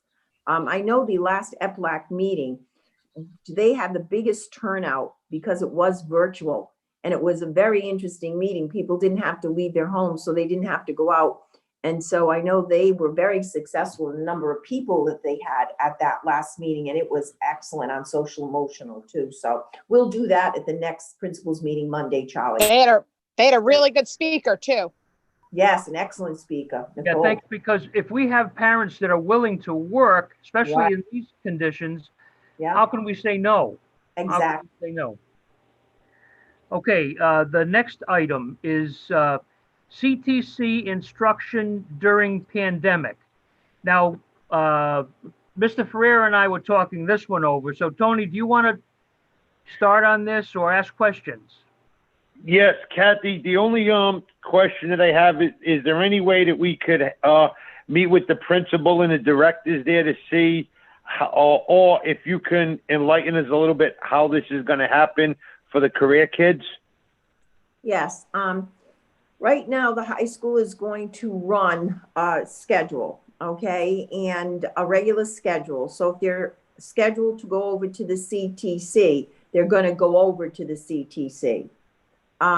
We're also trying to work on having them come in on Wednesday to the CTC, which is the virtual learning day for the high school, if you remember, but to work some in the morning and some in the afternoon for the hands-on hours they need to come in. And we've just checked it out with the union and there wouldn't be any issues. So we're trying to schedule in a Wednesday, which will be a CTE day. Rich Small is involved in that. And so, and he has talked to some of his teachers already. We have talked about putting up, you know, that 6 feet thing is a little bit difficult here. But for example, I think Joe Barroso talked about painting like a clear shower curtain between, you know, the teacher and the students being able to demonstrate on the cars and things of that nature. So that is involving with the high school plan, Tony. And we'll have more on that in probably a week or so. Okay. All programs are running. All programs are running. Many of them can run virtually, except auto mechanic, culinary arts, carpentry, electricity. That's a little more difficult, right, Sandy? With those the 4, but everything else in the CTE can run virtually and run their schedule. We're just trying to get those kids in those areas more time. And can I just add, so we've had parents reach out to us who have chosen distance learning, but wanted to know if their children could still come in for the Yeah, CTC. good point. Work with parents to make that happen. So, because there are hour requirements and there's that hands-on requirement, we'll work with students there to work all of that out. Okay, Kat, because I think out of the whole system, that may be, the toughest one to try to accomplish. And, like I said, that is, to me, you all know how that feels, but, especially with the way the economy is, I think it's a great opportunity in the next year or two for the graduates that are leaving, the high school, to especially be involved with some of these jobs where we're losing a lot of them, and then we're all getting older. So I just think out of all, bad things, this could be really positive for our school if we make sure these kids get as much instruction as possible. So I want to thank. We'll keep you updated, okay, on that? Okay, thank you. Absolutely. The next item, special needs support in person. I'm going to turn that over to Leslie because she has done so much with disseminating information to teachers and to parents. So I'm going to turn that over to her, Charlie. Leslie, she's prepared tonight. So was there a specific question, Charlie, or did you just general? Leslie, how are we looking for the support? Are we in good shape with the support? So we just received this afternoon the requests for distance learning, which are numerous in terms of special education, just so that you know. There were at least 340, and I know that there were a few more that came through a little bit later during the day because they came through my office and I had to redirect the parents. So I'm sure that is not a complete number at this point. But, regardless of that, the district is still required to provide FAPE to all students with disabilities in the form of specialized instruction and related services. FAPE is free and appropriate public education in the least restrictive environment, which is really the heart and soul of special education. So per RIDE and actually the federal government at this point, all of our reopening plans had to keep a major focus on our most vulnerable populations. With that in mind, preschool students and students with the most significant and complex needs are identified as priority populations. Students considered in that recommendation are our students who are in self-contained classrooms, any small settings, our therapeutic classrooms, our specialized, our highly specialized skills at the high school, connections, and our preschool classrooms in particular. And for those populations, it was incumbent upon the district to plan and to consider as much face-to-face instruction as deemed appropriate and feasible and possible for those populations. So the model implemented also has to be guided by the health and safety guidelines established by the district in concert with the CDC, the Rhode Island Department of Health, RIDE, and the governor's office. Whether remote, hybrid, or face-to-face, students are entitled to a free and appropriate public education in the least restrictive environment. And we have to be diligent about how we are identifying the appropriate accommodations and modifications that would enable every student to access their education and enable their access to the general ed curriculum to the extent possible.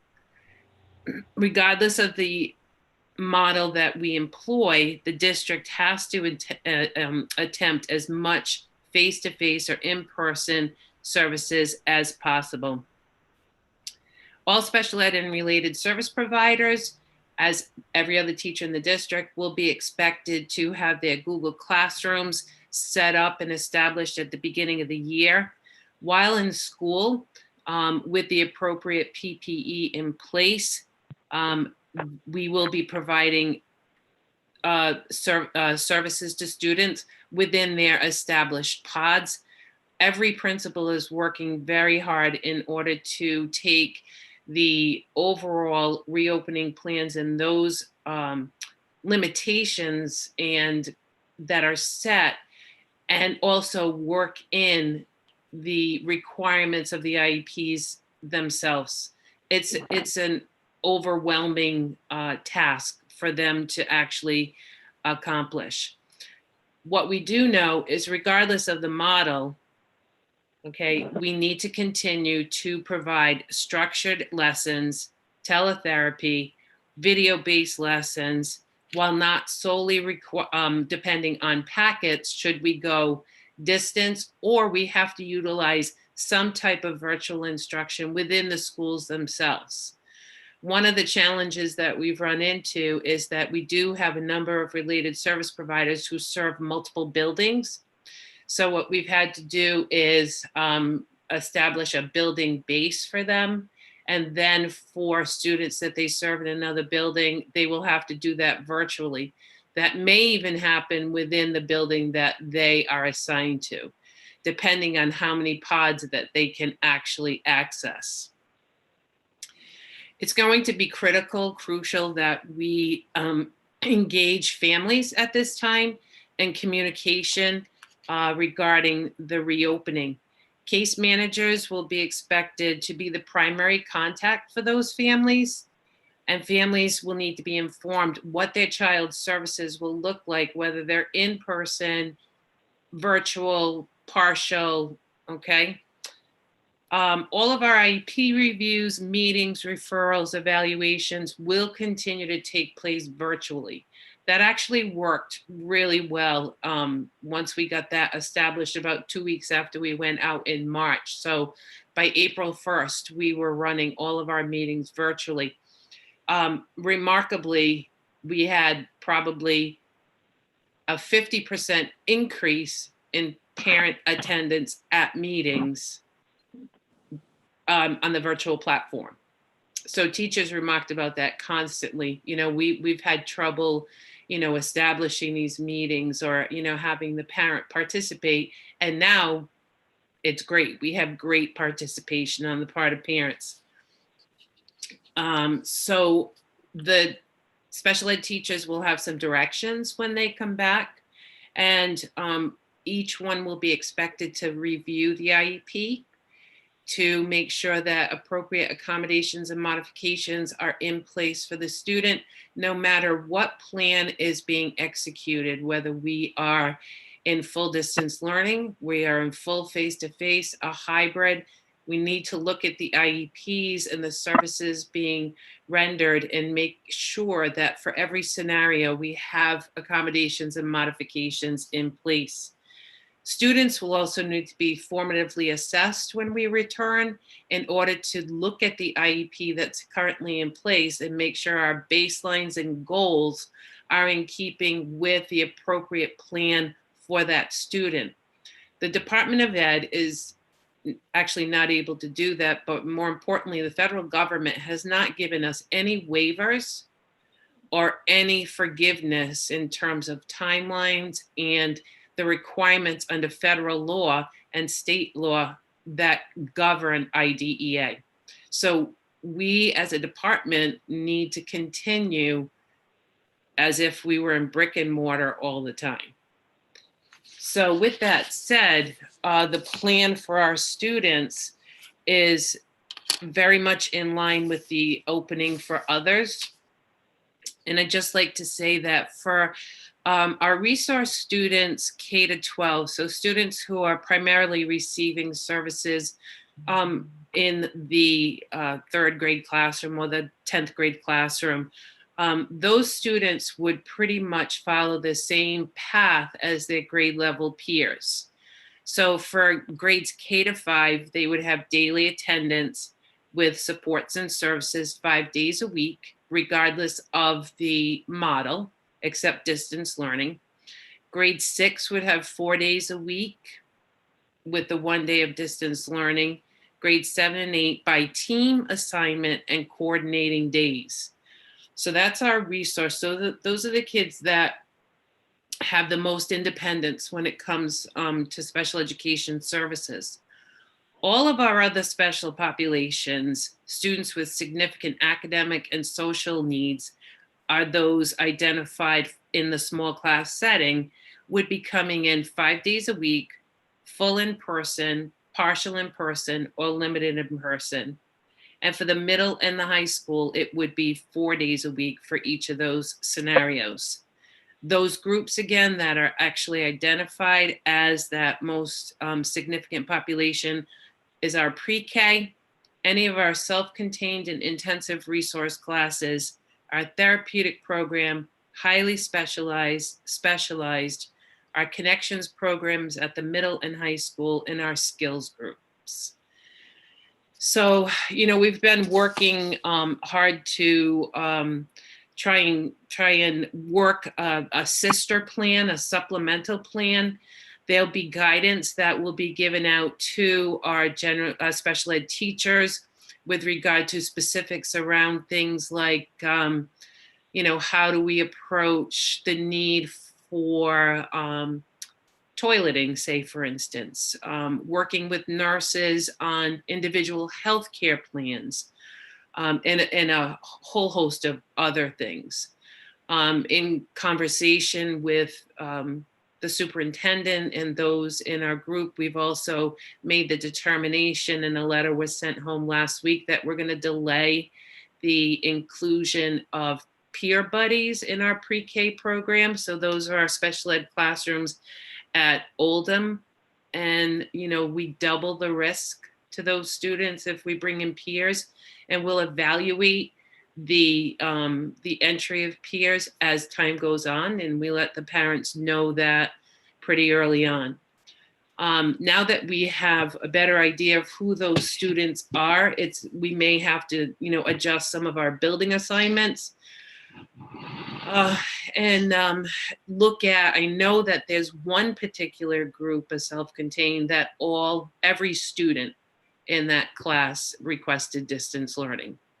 So it will be important for me and to work with the principals and Sandy to schedule accordingly in order to be able to service those needs at the distance as well as face-to-face. So I don't know if that answers your question, Charlie, but yes, I hope so. Yeah, thank you. That sounds comprehensive. Anyone else have questions on the special needs?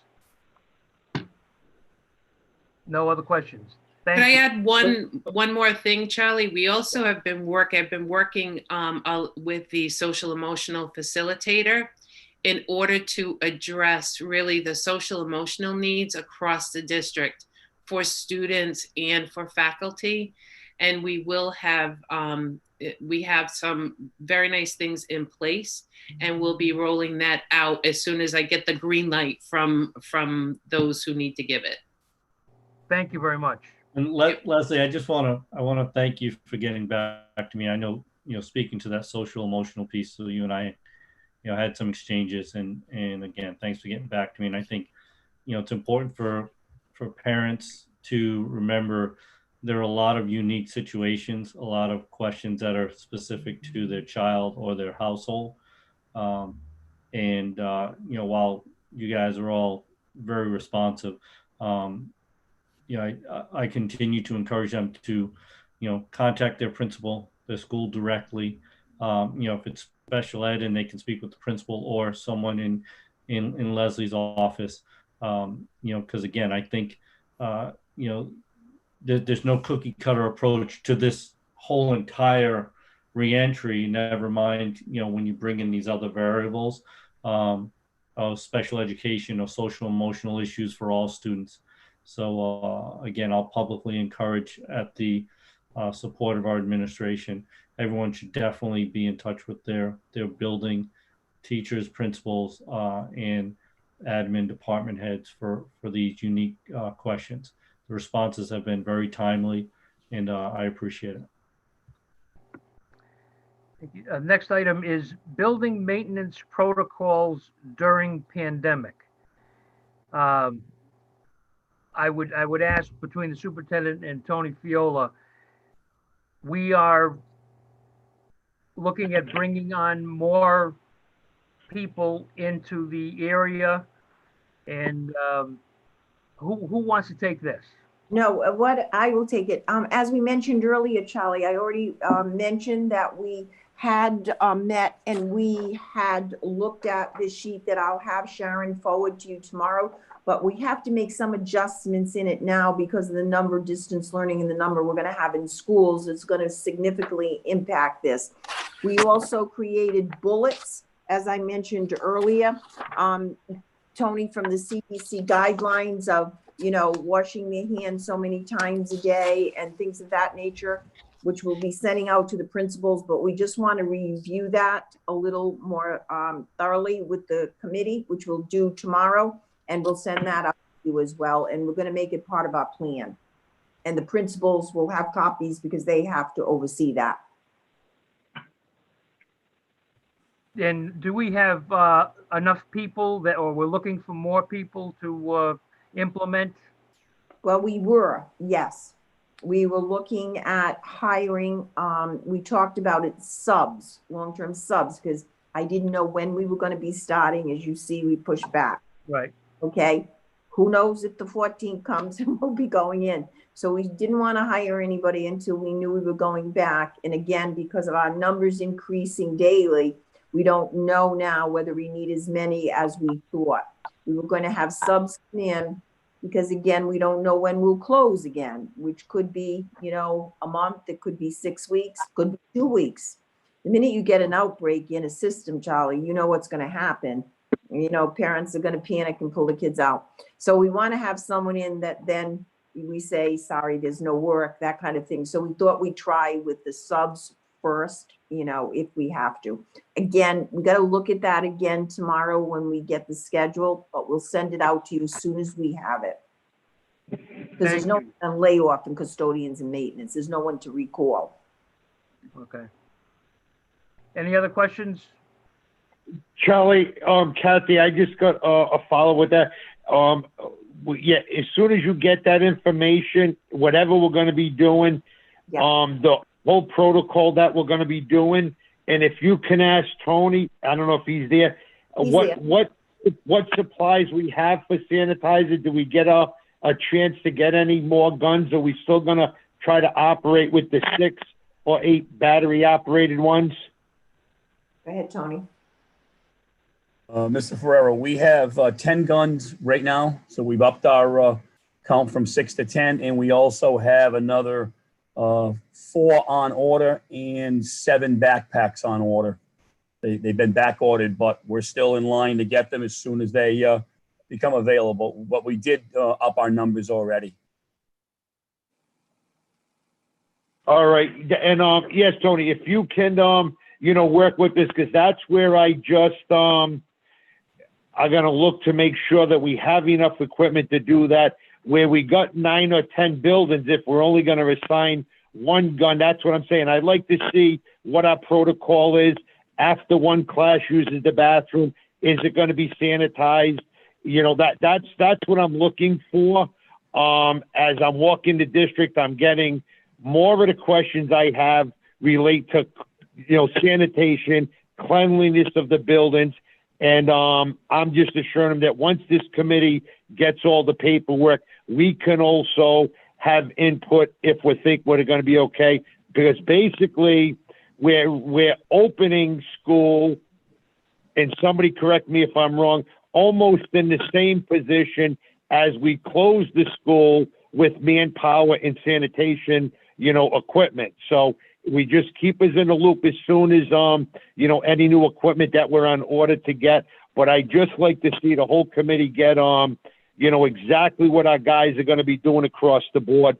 And Kathy, I'd mentioned if we can also, I know we had discussed about the buses as well, but I'm going to stay adamant. And if nobody wants to send it to me, that's okay. But I got to be adamant that the big push is, what are we going to require to be clean, sanitized, to keep this operation up and rolling. And as long as I believe and the community believes it's in writing, we have a better chance of monitoring that to make sure that it is, it's, you know, okay across the board. So once we get that information, and Tony, as soon as we receive the backpacks, that'd be great if you could let us know.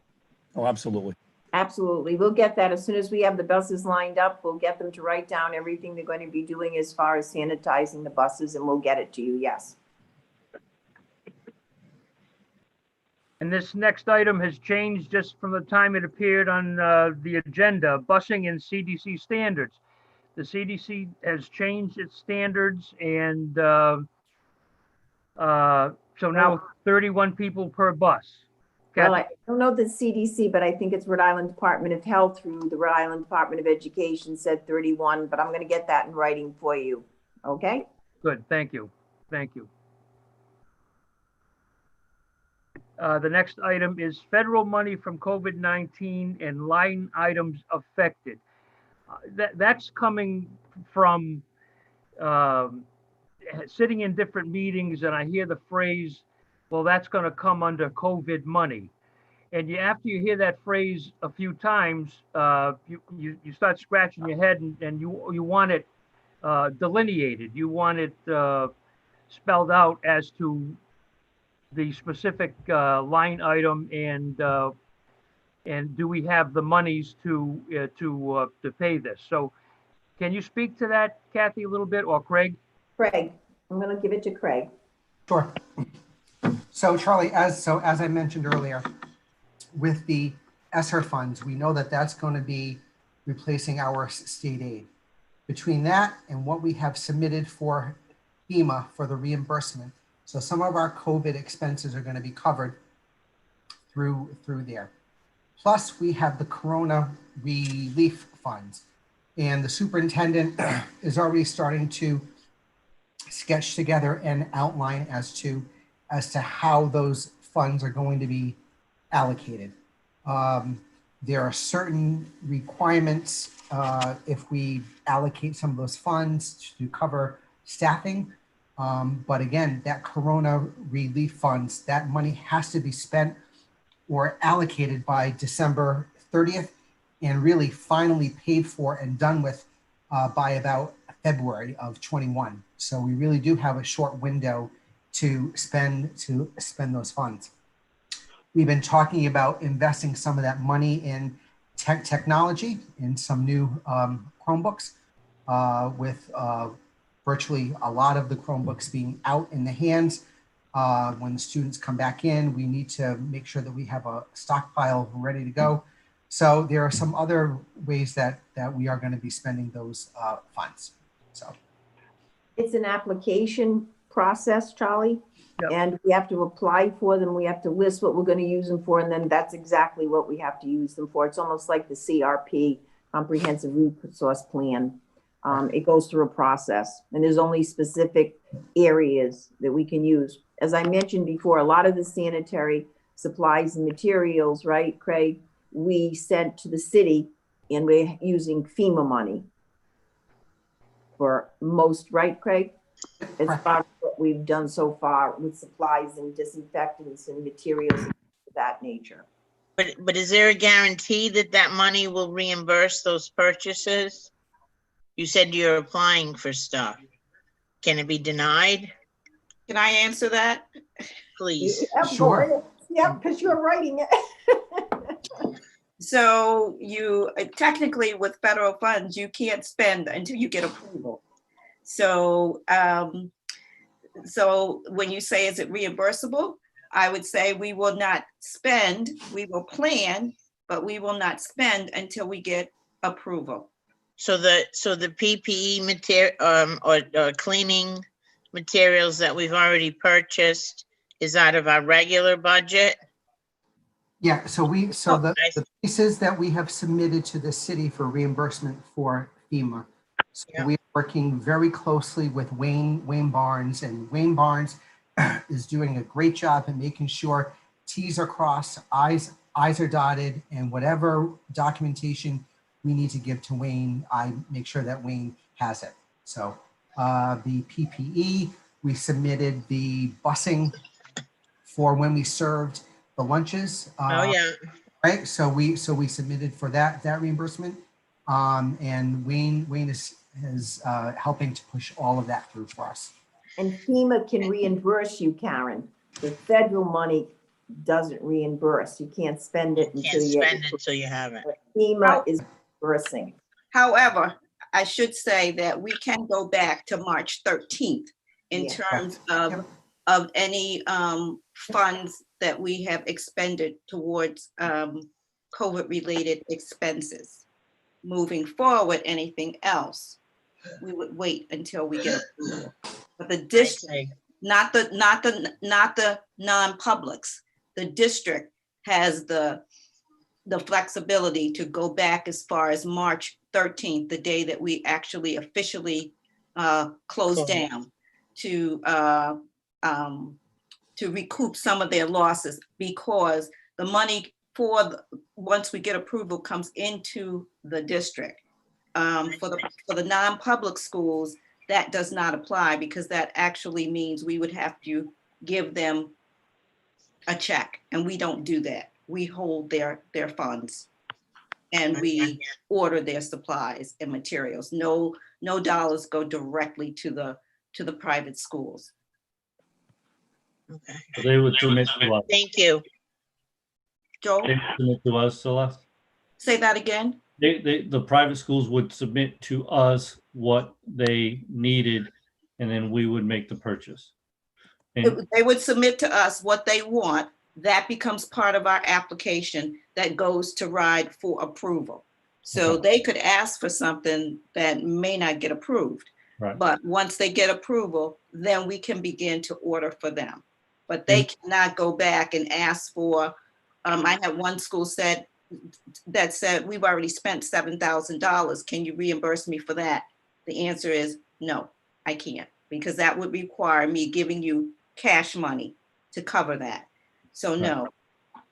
right, okay. And now to Karen's initial question, I think it says a lot. So there's nothing guaranteed. We're applying for stuff, but in other words, so we can go back as far as March 13th to seek reimbursement, but moving forward, it's an application that we can plan, but just like our own budget, there's a cap to that. So we've got to wait and see what funds are going to be approved or allocated. Is that a correct statement? We're gonna get all the money that we're supposed to get. The only part of the funds we would not get out of the CARES or the ESSA funds is the proportionate share that goes to the non-publics that sit within the district. So every other dollar we're applying for and we will get. Okay, all right, thank you. Okay, Charlie, I just have one. I got a few more follow-up questions with Go ahead, this. Because as far as we already know that I had brought it up at the last meeting and talked to Tony. As far as a scrubbing unit or air purifiers at Martin, because kind of like what Karen said, up into tonight from the CDC throughout the country, and we all talk 20 kids on a bus. The only thing that I'm seeing is because they're saying with the air circulation is a major plus to keeping, the students and the staff safe. So what I'm looking at is by them saying opening the bus windows, they gave us an extra 10 kids per bus, because I have nothing else to basically match that up to except open the windows, because we know the rates are still rising in Rhode Island. They're rising in New England, but that's a whole separate issue. But the question I got, they're saying throughout the country with the scientists, open the windows, communities are setting their kids up outside. We still have a junior high that the windows don't open, and what are we doing about it? Because I would be very adamant to say I would be totally against sending teachers into buildings that we can open windows, get a relatively good air circulation, as well as the students, because that's the big major push now, but then have a decent sized junior high that we can't open the windows. How are we going to treat that staff and those kids on the same playing field? Where one, we can open the windows, get great air circulation, especially early in the mornings, you know, when school opens, but we have another building that we can't open the windows and the air conditioning system is hanging on due to its age and stuff. How is that going to line up with an equal playing field as far as teacher and staff for kids?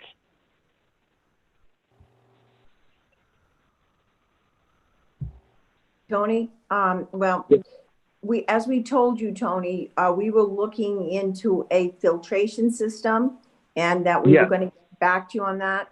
The gentleman was on vacation with that filtration system. Tony just got all of the information, so he'll be calling you tomorrow. We're looking at putting on some type of a filtering system on the HVAC. You know how they were recommending these certain filters to everyone? Well, the problem is our air conditioning unit is so old that it can't take the recommended filters. Tony, I forget the name, Tony Fiola.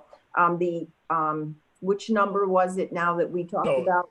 It's the MERV 13 filter. 13, yeah, the MERV 13. The motor size that we have is just not strong enough to suck through the MERV 13, and you know how that goes: 13, 11, 9, 8 Pro. So the MERV 13, MERV 16 even being a bigger filter with smaller particles. The 13, it just cannot suck through it. It's just they're an older unit. They just don't have the capacity. So he'll be talking to you tomorrow to look through the materials with some type of a recommendation, okay, for that filtering device there.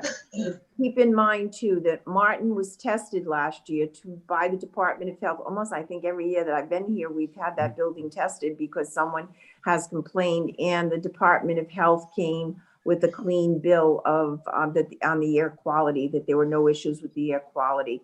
But as a precaution, we thought we'd look into that and see if this is something we should be doing. So he'll get in touch with you on that tomorrow, if that's okay. Okay. Okay, sure thing. Thank you. Information. Excuse me, Kathy, how many classrooms in Martin do have windows? Are there any that have windows that can open it? Because you're only going to have half the kids. Can you use only half the school? No. But Karen, there are open windows that open in all the perimeter. It's the interior 4-block. So all the perimeter classrooms, the windows open? Yes, but they are only a couple of them in each room. It's not every window, because that building is designed to have air conditioning. Right, right. But it has at least 2 that open and so half the room. It may be 3, but a couple of them in each room. The interior block, the 4-block of the interior does not. And then you have the classrooms that are on top of above the library on the upper walk around. Yeah. Those internal rooms do not have windows. When we schedule, can we attempt not to use those classrooms then? That'd be a Sandy at Martin. You know what I mean? If the filtration does, at least a couple of windows would be better than nothing. Sandy, what about the scheduling in the interior rooms? I think I asked you about that today. And we do have. She might not have stepped away. Oh, no. No, I'm here. So I haven't seen the room layout yet. We worked with them the other day, and Bill and Shane were working on laying out the rooms. But what we were trying to do was give each pod 2 rooms. They could space out a little bit, so that because Martin, the rooms are a little smaller, and since school students won't be able to really move, we were trying to give them like a little extra space by using 2 of the rooms. And would one of those 2 have windows? Yes, because they're all exterior. Like Tony said, the side corridors, all the way inside, all have windows. But again, there's like 2 windows, I think one on each end of the room. Oh, And they're high and they just like yeah, pull out a little, pull in. yeah. All right, thank you. We'll get back to you on that. So Tony, make sure you contact Mr. Pereira tomorrow with that information, okay? Okay, the next item, parental commitment to distance learning through January 2021. Excuse me, Charlie. I'm sorry. And I know I keep doing this to you guys, but again, I'm trying to catch up, jumping on. But the COVID-19 made me think of something. I don't know if Karen, Tony, if you get the picture, or Craig from Eric.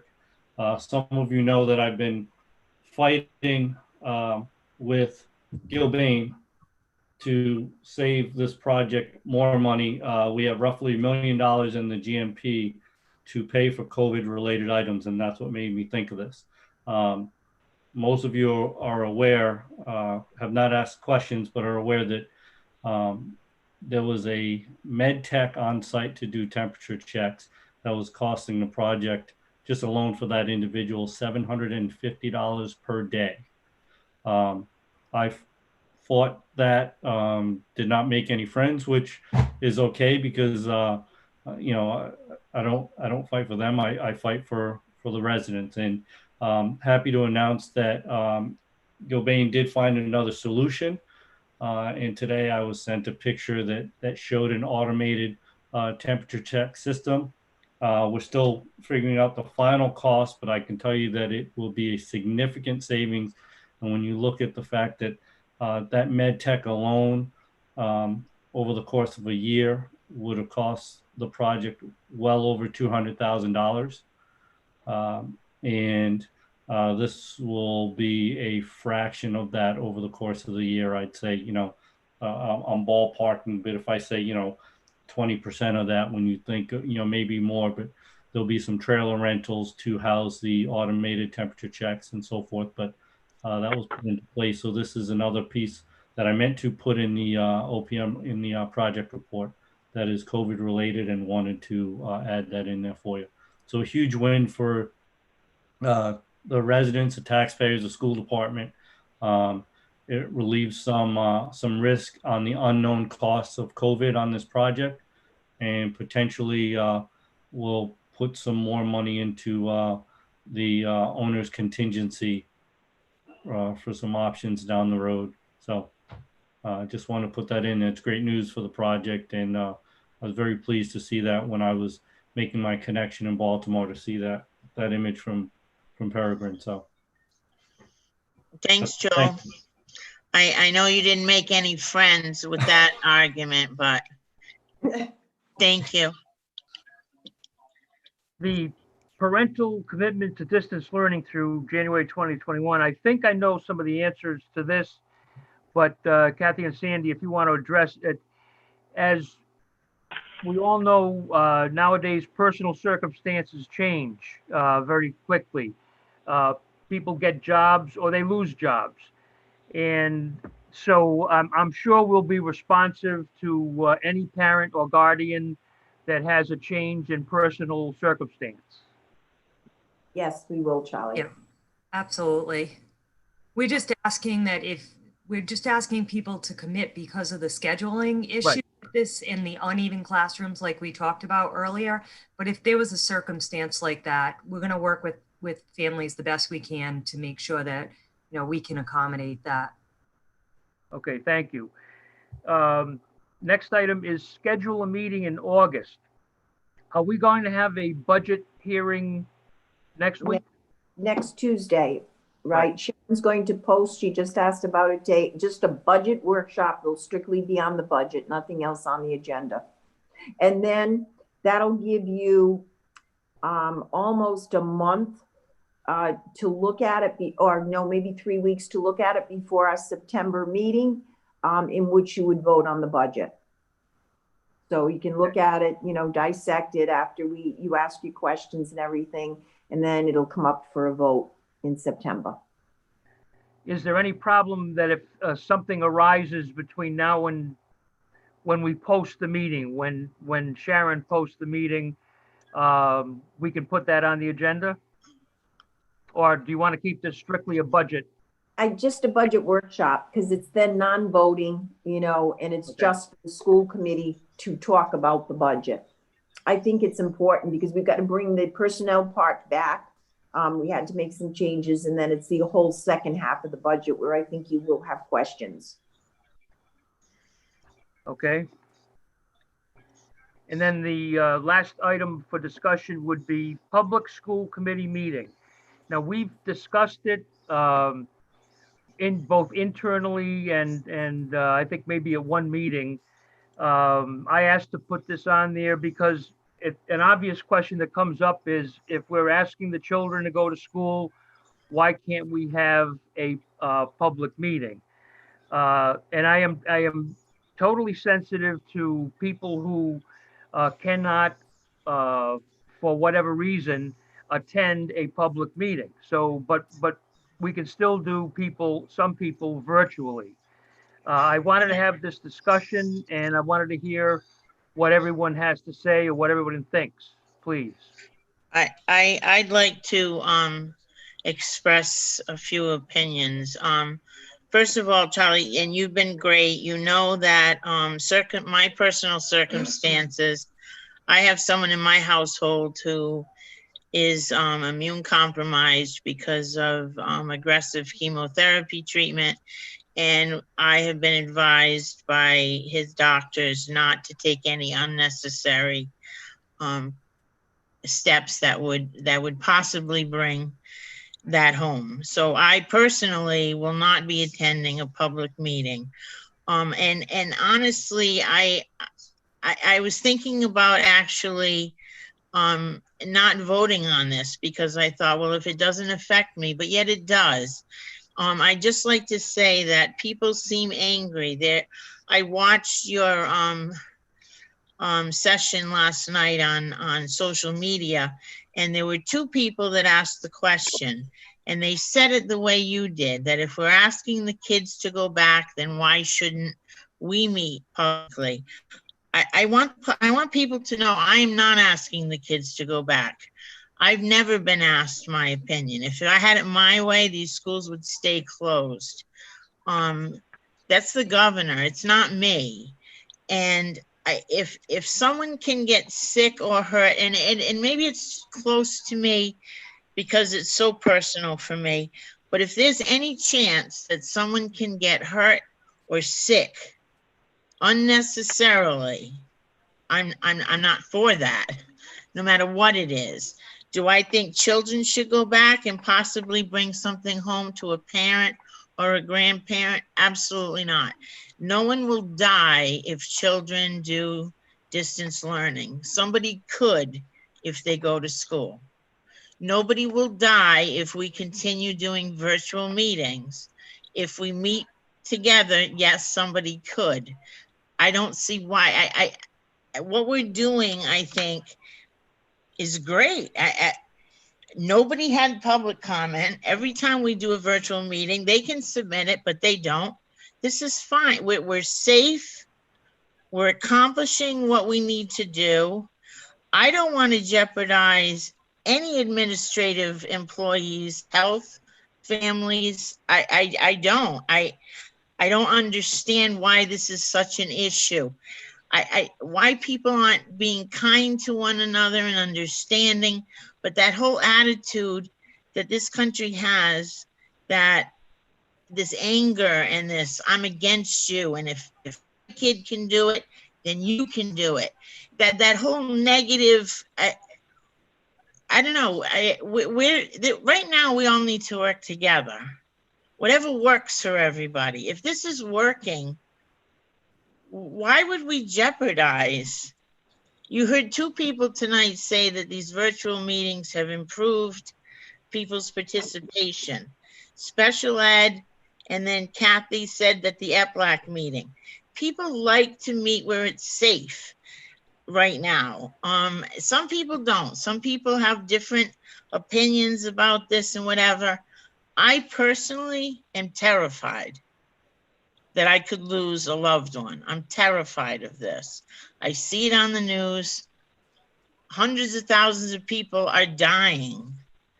some people in their 30s for no reason, no pre-existing condition. What makes that one person die? Not just get sick, but die. Today they said that they're not doing college sports because young men they're finding have permanent heart damage. They're asymptomatic. They're not even getting sick from COVID, but they're coming down with damaged heart tissue. They canceled college sports today, but we want to meet for school committee meet.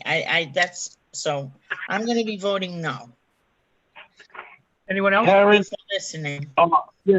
Karen, I want to thank you for speaking. The way you spoke on this. I myself am against opening the schools. Just like you said, it's not our call. And a lot of the reasons that, Karen, just like you said, that in the last 2 weeks where the country has opened schools in other states, today there's roughly 110,000 kids that tested positive and stuff for that. Remember 3 months ago, Karen, they were saying kids couldn't even get this. Right. And now when you look at it and you say, all this really is, as I look at it, is just a giant science project. When we know that from other states, as soon as these schools open, in 2 weeks, over 100,000 kids bring this home to their parents. And that's where, like you said, Karen, this whole thing is just no set standards. And that's why I said, just like I said, we know by opening the bus windows. Do I believe that? My opinion is no. There are no buses in this city, in the state. We may even have some issues getting bus drivers. It's amazing how they change the rules to offset a situation or make that hard decision. So by opening the window, we can put 10 more kids on the bus. No scientific proof on that.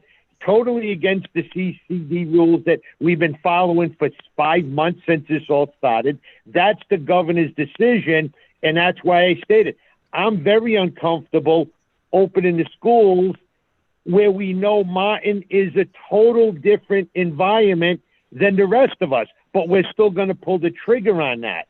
And that's where I agree with you, Karen, on issues like that. If we had one protocol across the board where we all follow it, it would be so much easier. But a lot of the feedback that I have gotten as we walked, there was 1 or 2 or maybe 3 last night, is that the whole city is back at City Hall. We're the only elected body that is not back there. And I think that's where, the issue lies, Karen. It's like when I look at the whole system as a body, and I know they use the words, oh, we're sending the kids back. I agree with you. And if we ever voted on it, I would vote against sending them. But that's guidelines from the governor in RIDE. But like right now, tomorrow night, they're having a zoning meeting. I'm probably going to try to attend based on the situation in my neighborhood. But in other words, we couldn't have it. We tried to get it to have them outside even. Once again, they say it's safe if we meet these guidelines, and the whole city is basically opened up. Like we go to City Hall, you got to go by appointment. They walk you in front of that automatic sensor, like Joel said, we should be getting for the high school. So as we're going forward, we just, we have to kind of take it in stride where we go with this based on the information we're given. But right, Karen, I agree with you. If it was across the board and it was a defined answer, yes or no, a lot of this, call it disagreement, arguing, looking at different people at different ways would automatically go away. And a lot of the doors that, that I have walked on, I don't knock on them. I just leave the flyer, but they come to the window or on the porch when I get there and they're like, Mr. Ferrer, why are you guys the only body that is not serving the public in the same manner as everybody else? And I told them, please give us one instance where you felt you wasn't served by the elected school committee board. And I told, and that's just, what I am. I say it the way it is. I can't state one issue where somebody could say we weren't supportive to them in any manner for the last 5 months. And that's where I kind of agree. But I also agree on the flip side, if they are asking our teachers to go forwards and asking our kids, I have to support that avenue to say that the constituents are asking us to do it. And I can't go along with the governor saying go forward with our kids. But as the constituents ask to go forward with the rest of the city, if that's why we're going to vote on it. I'm voting aye to go forwards because it's like the majority of how the city's operating. I just wish we had strict guidelines based on scientific evidence and we could all operate. It's shameful, Karen, that we do live in a society like that where it's actually different from state to state. Now it's different from community to community, from Warwick to East Providence to Johnston. It's really amazing. And like Sandy said, it's a moving target almost on an hourly basis now. To me, it's a little, disheartening on how we as adults make these decisions without scientific evidence. And that's what I have to say with that. But Karen, I agree with the situation that you're in, and I agree with you. If we could ever keep the schools closed for 6 more months, there's a lot of talk that we're getting closer to a vaccine. But like I said, Karen, we're opening the schools under the premise that right now, how are we tracking this? What's the positivity rate? They're saying now throughout the country, if it's 2% or lower, you should pull the trigger 100%. If you're at 2.5%, you got to really be adamant with your guidelines you set forwards. 3% or more, you shouldn't even be discussing opening. We in East Providence, I can also say, I've been trying to find it for 2 days now. What's our positivity rate in East Providence? How are we testing these kids? None of these answers have been answered, but we're going to pull the trigger and the governor wants to open the school system in Rhode Island. I think it's shameful on her part, based that comment on scientific proof now that we have to beat this virus by the scientific guidelines being set. How she changes them on an hourly basis, it's overwhelming. But I want to thank you again, Karen. But when that comes up to a vote, I'm going to vote yes that we go into City Hall. I don't want to use the word public because I think we are doing it public right now. But to go into City Hall, I would vote aye on that. So thank you. Charlie, I have a question, if I may. Go ahead. Yeah. Last I heard, whoever can remember, last I heard we were capped at back down to 15 for gatherings. Is that correct? I believe we are, yes. Okay, so I guess, and this, so bear with me because I have a few different pieces. And Karen, I think you're spot on. I think, I don't know what was last night. I know I got calls of people that were very upset, and I just told them I didn't know what it was. But yeah, I think it's important. One, like you said, there's a state mandate to do this. It looks like, and I'll let Kathy speak to this, but it looks like maybe the date has been changed again. I saw that something was sent out. Right? Can I speak to that, Kathy? Yeah. Email It just came out from Fonte Green. I sent it to all of you a few minutes we ago. just got an email, right? So September 14th as a new start date. So now you've got to push back there. It is my understanding, and it's heartfelt when I say it's a concern as well, that part of the reason that we're trying to make schools available is for those students whose, for lack of a better way of saying it, their life in school is better than it is outside of school. Okay, there are students, whether it be social, emotional, things that just we are not personally familiar with. So I understand that need, but at the same point, to Mr. Ferrera's point, I agree. I mean, I have, again, my wife will be in the building as directed because the governor says that she should be, but now for students, we give them the option, right? So there's an option to distance learn. So it's not a mandate for physical presence. But Tony mentioned, and I think he's spot on, and I applaud him for saying that to that constituent, to say, how have we not served you? okay? Because I would argue that right now, if we're going to be limited to 15, there are 16 people minimum right now on this call.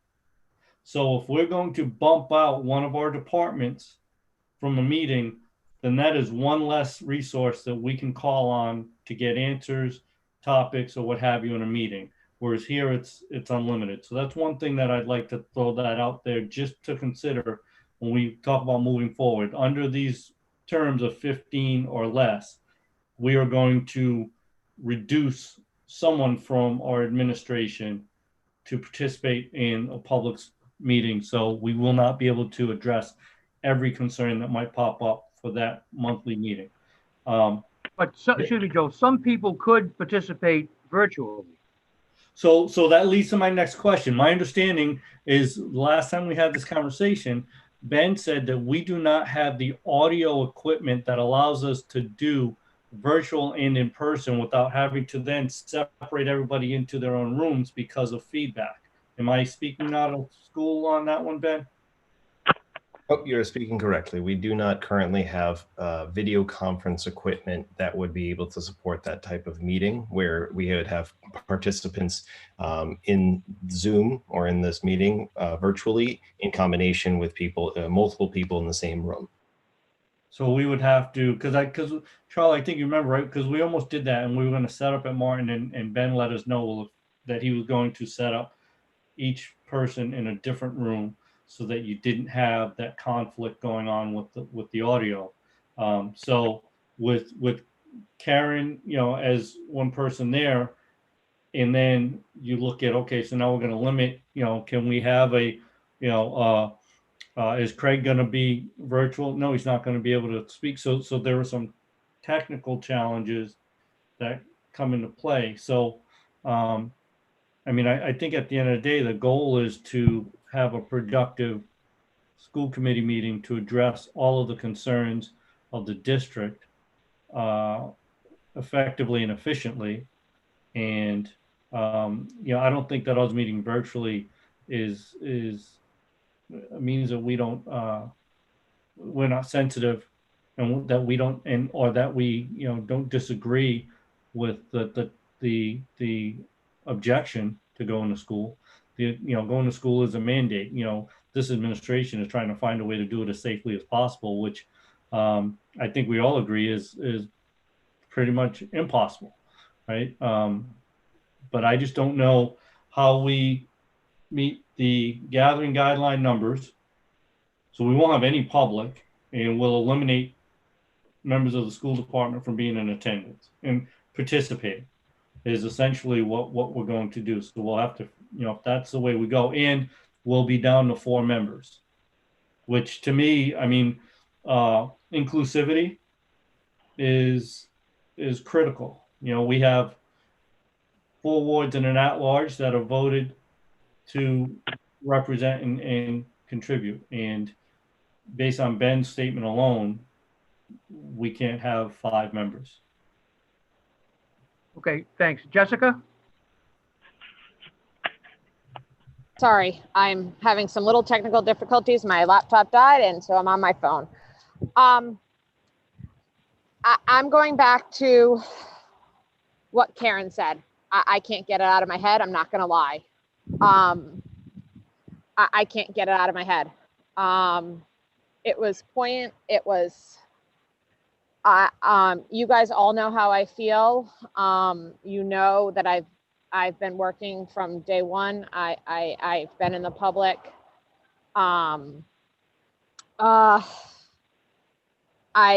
don't feel scared, but I still can't get what Karen said out. I have not had anybody approach me and say that I'm not being productive. I have not had any constituents say that they can't reach me or that they feel as though that I need to have a public meeting. You also know, everybody that's currently sitting on this committee knows I have never been comfortable at City Hall. So I think that this is the time that we should start looking into going into the schools and having our meetings from the schools. Would that change your position at this point? I don't think so, because what Karen said was, I honestly can't get it out of my head. And coming from an educator, I think that's making me just really, I just honestly can't get it out of my head. And I just, I don't feel the need to go into City Hall, where everyone is going in. Like you guys said, it's not even open for me to pay a bill right now. For me to get my papers to run for office again, I had to call a number. Someone had to come get me. My temperature had to be taken. I didn't feel welcomed at all. I really didn't. My mask had to remain on. So I'm assuming all that stuff would have to remain if anybody came to our meetings. I'm hoping that would have to remain. I don't know if that's true or not. I haven't seen, I have watched city council meetings from my own home. I haven't attended one. I don't know if any of you have. I'm assuming if you have, you've watched it like I have. I feel more comfortable. I've watched the EPLAC meetings online. I've watched the planning meetings online. I feel more comfortable watching them online. So I think that's where I stand at this point. But once again, nobody has reached out to me and said, Jessica, you're not doing a good job right now because you're online. And I'm going to tell you, a lot of people, and all of you know, have no problem telling me when I'm doing a bad job. They have no problem running against me when I'm doing a bad job. They have no problem when they really don't. So I just think right now, we're not asking anybody to go back to work right now. We're asking everyone to remain safe. I just think maybe right now is probably the best time to keep doing what we're doing and stay status quo. That's just my opinion. Thank you, Jessica. I again, Karen, what you said, it really hit my heartstrings, and maybe that's not what the public wants to hear from me right now, but I think they do. It really did. I think they do. I've been getting calls from teachers that I taught with that have been watching these meetings online that don't go to City Hall. They're watching the committee meetings on here, dozens of them. Karen, you definitely know, up. yeah, I will tell you, I have been, prior to running for office in 2014, I went to school committee meetings for 3 years, and I sat with Freddie Ripka in the front row with Azilda and Bev, and watched Tony, and he did an amazing job. And I sat there and watched him. And behind me was like 4 people. And not many people came to those meetings. And when I sat there from 2014 to last year, until before COVID, Bev was there and Azilda was there, and maybe Steve was there, and maybe like 4 other people were there. That was it. There wasn't many other people there. Mary Nascimento was there. And Karen Rebello was there, and maybe 3 or 4 other people. That was it. Mostly everyone watched it from home. Kristen Chase was there. I'll throw out the names because those are the people that were there. Charlie, can I ask something? Sure. Yeah, I think so. We're either a team or we're not a team, right? So that's how I see it. We're either a team or we're not a team. So let's take COVID out of the mix. We have a member of our team who, for medical reasons, indirectly, cannot attend an in-person meeting. So that alone, COVID aside, should be enough for the team to say, let's find a way to make sure that every constituent in the city, I mean, again, I'm at large, so I too represent Ward 3, but the Ward 3 representative should be given an opportunity to participate, or whatever ward that might come into an issue. Again, if it's 2 years from now and we have a school committee member that, is, for whatever reason, is incapable due to health reasons, and legally we can do it, I think as a team, we find a way to make sure that every member, including the administration, can participate in this meeting so that we can be productive and complete every agenda item in full. That's COVID aside. I mean, I think that's going to be priority one. And we know as a team right now that we have at least one member in-house that cannot come in person, and we do not have the audio to support a mixed meeting. So if essentially the vote is to eliminate a member of this team from participating in a meeting, that's the vote. No, Joe, but that's not the vote, because That the is the next vote, question Tony. is- No, because the question is, how much would it cost to set up? See, what's the cost back to include the fifth member? So we're not trying to not include the fifth member at all. That's not, because what I'm saying, Joel, is as I have been walking Ward 2, the question that I'm getting is the opposite. A lot of the people, and you live in our ward, the older population watches this on TV and stuff. So like I said, there's a lot of different things, but as a team, exactly. So that's where I'm saying, if Karen would be comfortable, and I respect her for that at home, and just let me put, I haven't talked to her husband in years, but I've known her when I was little, worked at Eddie Barbosa's gas station, great individual. I remember when I was little. But what I'm saying, Joel, is did we do the best we can to try to incorporate her and meet what some of the public is saying? And I'm just saying at this point, it's a great conversation so far. In order for me to say we're trying to meet this at an even playing field, Ben, what would you think the cost would be to incorporate this? Because if this goes on for 3 more months, say, and Karen is still at home, what would it cost to meet the situation on both ends, rather than just trying to meet it on one end? Depending what the cost is, that may be the deriving factor to say, right, we can meet the public on both ends because it's only X amount of dollars. So without knowing what the added cost is, it's hard to say that we can't meet it on both ends. So I think from a wise business standpoint, right? And I think, Tony, you can appreciate this. So Ben, before you throw out a number, anytime you make an expense, what's the next conversation? It's what's my return on that investment, correct?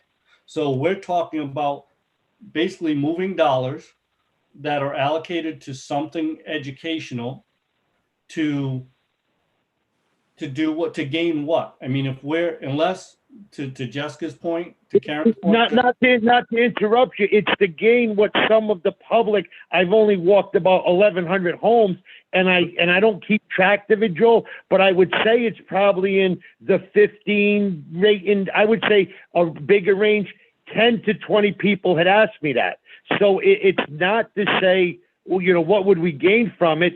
It would be those 10 to 20 people are taxpayers. If they reach out to me and question me why we're not going back, I couldn't say at that point due to a personal issue with somebody. I just said we're going to put it on the agenda to discuss it. That's what I'm saying, Joe. I can't run around with people, I'm saying, to say we're not going back to City Hall because of A, B, and C. I would never do that. To Karen and anybody with that. It's valid to put it on the agenda. What I'm saying is that right now, the vote is to eliminate, because we don't have the audio, you're saying to invest in it. And what I'm asking is, what's the return? If right now what we've established is that we have a higher amount of viewers doing it this way. So actually our reach at the time of the meeting is wider. We're no less, I would say, maybe even possibly have been more productive when you consider the content that we've been covering over the last few months. So can I interrupt you for a second? Yeah, sure. You had mentioned something real fast. If we bring if we have a public meeting and we go to the public and we just bring Kathy in and it's just us. The public can't even come in because we can't have more than 15 people. Right, So they have to watch it from home anyway. right, Am I correct? yes. Yeah, If we you're bring, correct, Jess, but you're correct, Jess, but you take like the budget meeting. We don't need all the other staff to be there to discuss budget items because Correct. it's only going to be the budget. And if you look at over the last 3 months or 4 months, how many other staff members had spoken at these meetings? you are, Tony, you're right. Basically, You are very 100% correct. But we would only be able to limit. So we would need Craig, we would need special ed, we would need like 5 other people, but we would also then only be able to limit 5 public people to come in that building. The first 5 people. Right, no, and I agree with Jess, and as we're starting to roll things back open and school is starting to open back up, we know we just pushed it, back 2 weeks. But what I'm saying, and I agree, see, I agree with all of this, but I also agree with the public when they say, you're the only elected body in the entire city not doing it. Can you disagree with that, Jess? It's a simple yes or no answer. We know I don't city disagree. council- We are the Right, so- only elected body not doing it, which Right, so what I'm to saying me, but what I'm saying, Jess, if it's working, because remember, all these other bodies was doing exactly what we were doing. So at the end of it, it's like we all did it the same way for, say, 5 months now, I believe, almost to the day 5 months. Everybody did it the same way. We're getting to the point of opening our schools up, going forwards. 90% of the city is back with all the safety guidelines that may have to stay there for 6 months. Hopefully it's not more than a year, but it's such a tragic virus, we don't know. But what I'm saying, Jess, is how long do we expect the public to say we're the only elected body not going back to the way we asked everybody else in the city to do it safely? Right. The seats at Market City Hall, where to sit. Exactly. We have to be 6 feet apart. Exactly. Tony, I think in my opinion, I think once schools reopen, we revisit this situation. And once we ask our staffs to come back, then we ask us to come back. That's my opinion. That's how I feel. That's when, our city hall is not even open. It's not open to the public. Jess and Tony, one other thing, Tony, I think this speaks to your question. Okay, valid question. Someone says, well, geez, you're the only elected body. All right, I'll go back to the point that I made. So you want to say city council meets, right? So we meet here, and I'll go back to the folks that are engaged in every single meeting. We are going to max out just on school committee and administrators. Let's assume that we find a way to include Karen, which we would have to anyway, as far as I'm concerned.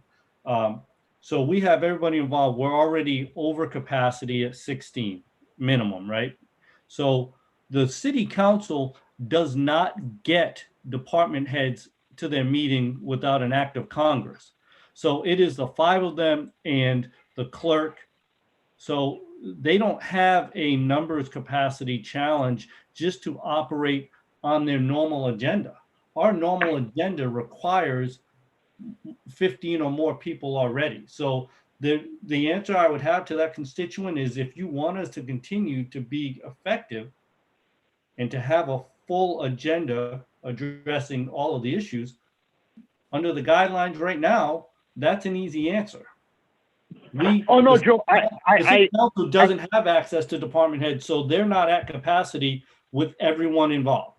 Everyone's in the room. They're not even near 15. Right. So you're saying that the police chief, the fire chief, Steve Coote, all them people don't go to their meetings, Joe? They're not sitting in the office?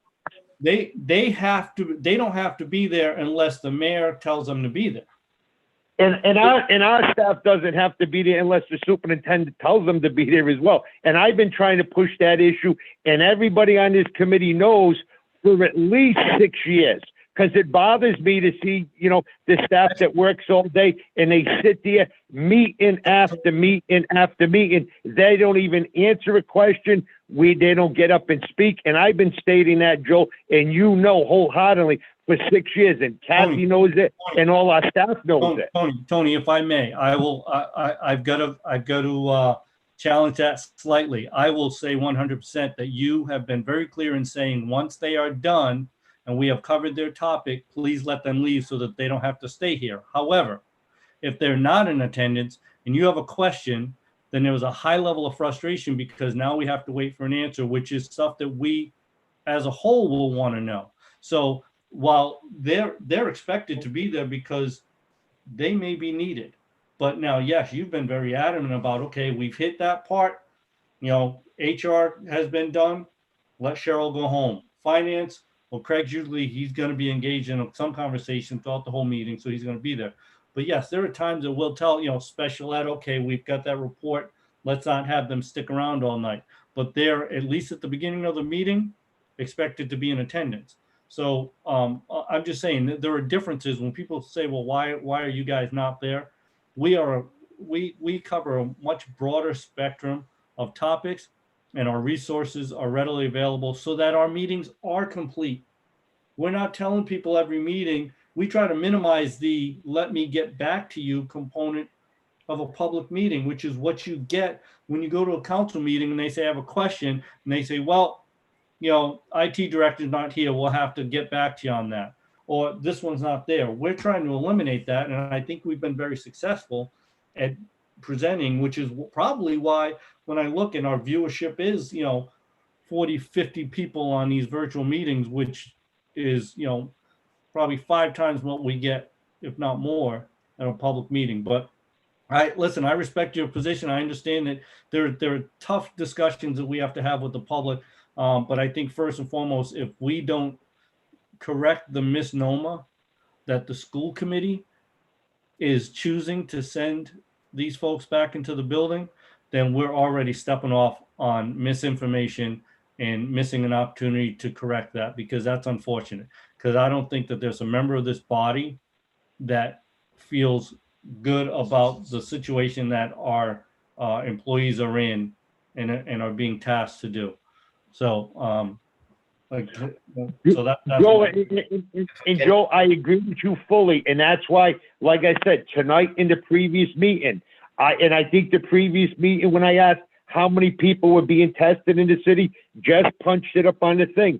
That's all fine and good, but here it is almost a month later, and to get off the governor, and we're supporting the governor in sending our staff and around 3,000 kids into the building, totally or not knowing what the guidelines from some of the best scientists in the world that the country's following and stuff, and we just go along with her like a little puppy dog with our tail between our legs. Okay, you go.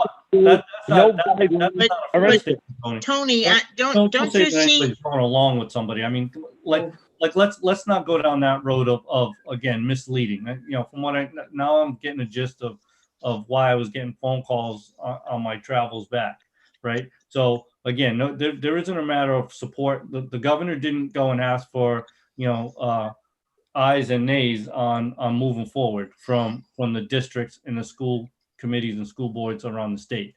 Okay, so these are mandates coming down. Nobody's supporting, nobody's following like puppy dogs. And if that's a message that you're sending, then you're absolutely setting up the rest of your team to look like they are not looking out for the best interests of these kids. And we are not happy about this situation. And I say these kids and our employees, we are not happy about it.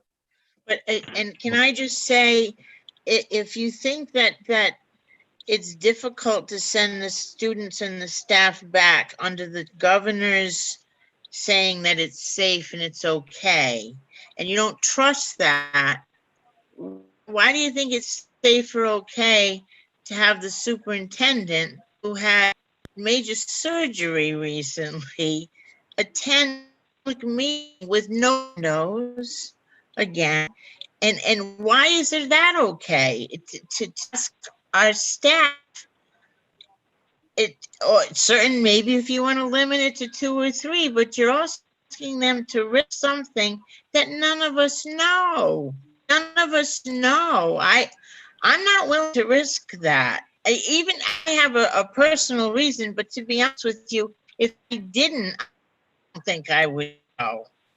There's no need for it. Again, if the payout, if the benefit was there, if you can tell me why, you've got a couple of people who live in your neighborhood who are mean-spirited, if there's another reason why, I'll be willing to hear it.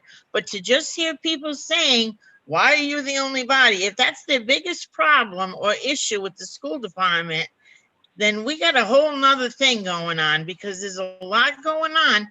And if that's at the top of their list of being a problem that they have with you, I don't get it. I haven't heard it. Jessica hasn't heard it. I don't know if Joel's heard it. I don't know if Charlie's heard it. No, and I can Nobody's explain to you why. complaining. No, I listen, don't and know. I just explained that. I already walked about 1,100 homes. I don't think you walked any. I don't think Joel, I misspeak for Joel, and Jess hasn't. I haven't got any comment on any of this, Karen, into the middle of last week when I started walking. That's what I'm saying. This was all not an issue. We just brought it up, I think, about a month ago. Well, but Just to maybe see that's where it's people coming- that have nothing else to say to you. When you say, no, do you have any concerns? And they're saying that, maybe it's because they don't have anything else. I Karen, don't know. It just seems so So strange. what I'm saying, Karen, is I would definitely probably agree that I thought, like I said, in other words, I get the issues, and I stated earlier, it was mainly the issues where the sanitizing of the buildings and stuff like that. That's why a lot of these items are on it. That makes As sense. we're walking, that's what I'm saying. That's why. But what I'm saying is, whatever came forward, we got them all on the agenda. They were all answered, relatively good. We're going to get some more answers tomorrow. We got follows. But what I'm saying is, it was just a question that was asked that range of 10 to 12. Didn't hear nothing about it for 4 months, say. But once we started walking, we hear them. We're going to hear a lot more. The more that I get to walk the ward and stuff, I'm sure there's going to be other ones. And as school gets closer to open, sure, when you walk in your ward, you're going to get a lot more. You're going to somebody's door, putting a postcard between the door, they're in their yard, lawn mowing. They talk to you from a distance. That's what we do at this time of the year. But I agree with you, Karen. And that's why I said I agree with everybody's opinion. We just had to put it on the agenda to have a vote.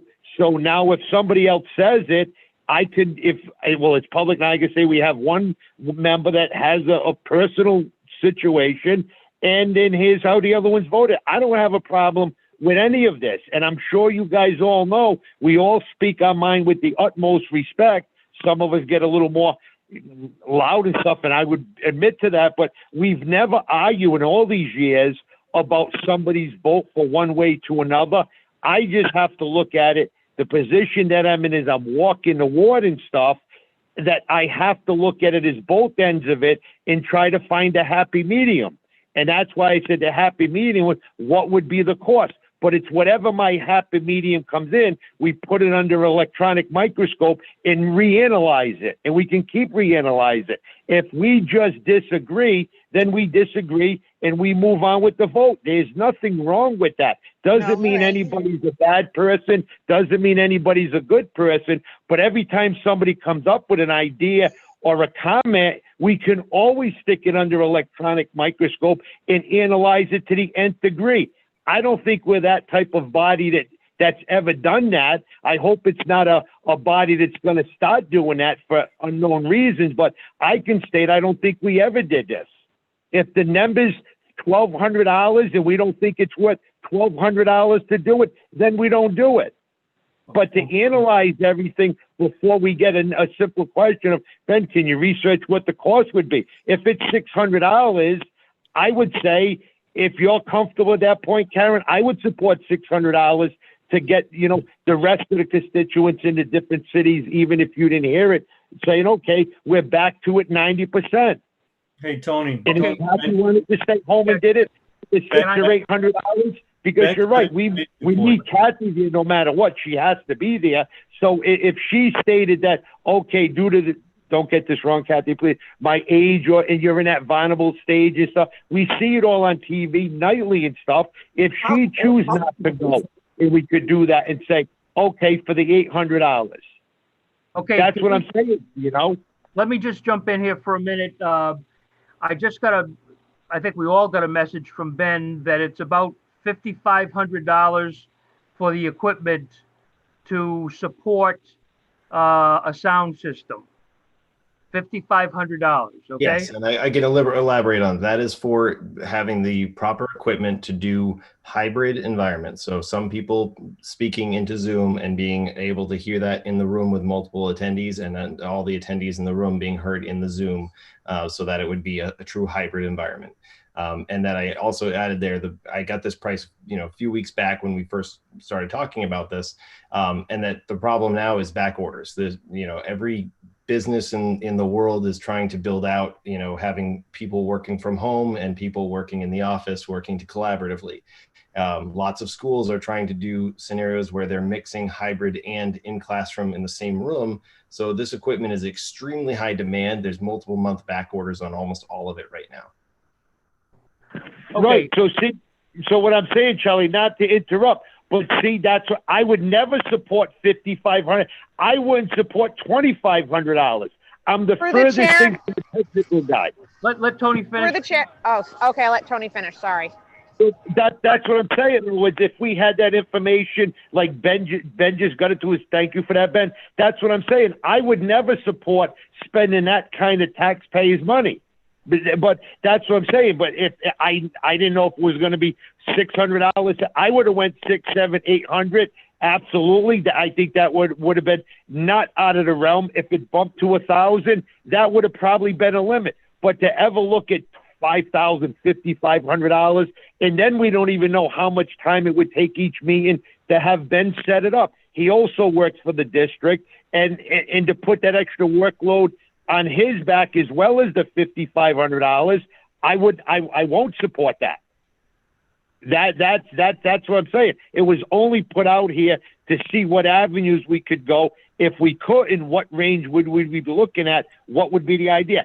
Anything over $1,000 to bring this way, I would not support. Not in the realm of how bad we're going to be needing money. So I would support, if it was $1,000 or less, I would have liked to have seen us maybe go that way. Karen would have felt comfortable at home if we had some other people that felt comfortable for $1,000 to get it all back in there. But for that sum of money, can't support that kind of money. Okay, I think we've had the discussion, and that's why it was on the agenda to have the discussion. And I think we see what the consensus of the committee is. The difference is the city council's consensus was to start their meetings, and they did. So we need to establish a consensus, and I think the consensus was just established. I will say before, and I want to move on to action items because I think we've discussed this long enough, that I received a text that there were 20 people at the city council meeting last week. Let's move to action items. Consider and vote to approve the bill list. What's the committee's pleasure? Are there any questions? Move to approve. Is a motion to approve? Is there a second? I'll second that. Motion made and seconded. All in favor, please signify by saying aye. Aye. Aye. The next item. So question on this, Jess, I'm going to look to you and Karen, right? So do you want to consider this first hearing? And then after the second hearing and a vote, if in fact it's senior is in the title, that would be the second hearing and a vote. Would that, so we wouldn't vote on this anyway. So we table, I would make a motion to table this action. Is there a second to that motion to table? Right. Can I just ask a question? Go right Joe, ahead. Yes. is there anything going on in the construction of the new school that needs to be quickly established? No, we already checked and all of the signage in the school says East Providence High School. Okay, thank Yeah. you. Yep. Is there a second to this motion? I'll second it. Motion made and seconded. All in favor, the table list item, signify by saying aye. Aye. Opposed? No one's opposed. Consider and vote to approve the new high school scoreboards. And with an amendment, so that is a vote, the motion is to approve the donation of the current softball scoreboard and the soccer lacrosse scoreboard to maintain the Friends of County Athletics on it over 2 the city to utilize in a city recreational field, on a city recreational field. I'll make a motion to approve. Joe, I have one question just for follow. That, in other words, this vote's going to be to take these scoreboards that were at the high school and donate them, say, to the city for their fields. Yes, yes, for the youth of the city, so they can utilize it on fields that are used in the city, within the city. Okay, can we, because I'm reading this as consider and vote to approve new high school scoreboards. Are we voting to put new high school, or what are we doing here? Voting to donate the old ones or voting for new ones? That's what I had said that earlier, Tony, that should not have been worded for a vote for new. We are voting to donate because it is school property. Those existing scoreboards are owned by the school department, the ones that sit on the high school softball field and the one that was, well, they used to sit on the high school softball field and the soccer lacrosse field. They're owned by the school department. So the vote is to donate those school-owned scoreboards over to the city. And again, Sharon, on that motion for the soccer lacrosse board, it is to remain with the Friends of Town Athletics sign on that one, because that was donated by them and they should not lose that recognition throughout the city. Does that answer your question, Tony? I'm sorry. Yes, Joe, absolutely. So we're just more or less replacing new high school with old scoreboards because we're donating them with that banner staying on that other one. So if there's not a second, Joe, I'll second that. Okay. Okay, the motion's been made and seconded. All in favor signify by saying aye. Aye. Aye. Aye. Any opposed? Motion carries. I'll need a motion to table item 4. Consider and vote to approve public school committee meeting. I'll move Or do you want to take a vote? Either way. Charlie, Karen voted nay, I voted aye. So, I mean, I know we wasn't on that item. So I'm going to vote aye. So if we're going to table it, I'm going to vote nay. So whatever the committee wants to do with it. All right, what's the committee's pleasure? So let me ask you this, right? So Charlie, this was your item, so I would respect your wishes on this. I mean, if you vote today, I think we kind of know where the team's going, but I'll defer to you. What would you like? Do you plan on revisiting this?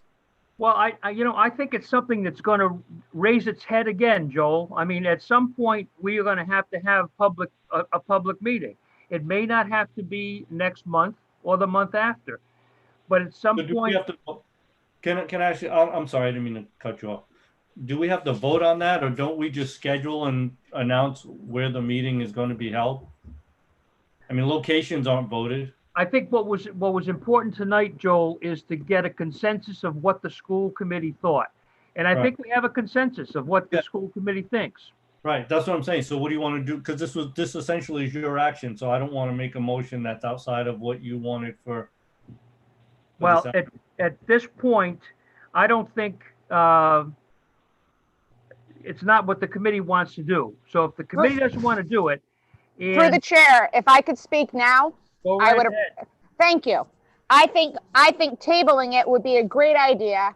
And I think when closer to school opens, we should look at putting it in a school building. And I think I would be more inclined to vote yes than a nay, if you care to know that answer now. Well, the answer to the question is concerning right now. Okay. I don't know what's going to happen down the road. None of us know what's going to happen a month from now. Well, I'm just giving you my opinion now since I couldn't give it to you before. So you moving to table? And I personally, I think we should vote so that Tony Ferrer can answer those constituents. That's true. That is true. That he voted no. If we just table it, he has no response to those people. If they then ask him about it again, he can say, well, it was on our agenda and I voted no. Well, then I need a motion to consider and vote. So I'll make a motion. Go ahead. I'm sorry, go ahead. Go ahead, Karen. Go ahead. No, I'm not doing it. So, all right, so I'll make a motion in the interest of inclusiveness and budget and access to not open to public meetings at this time. I will second that motion. Motion is made and seconded. We'll take a roll call vote. Ms. Boshain, Nay, aye.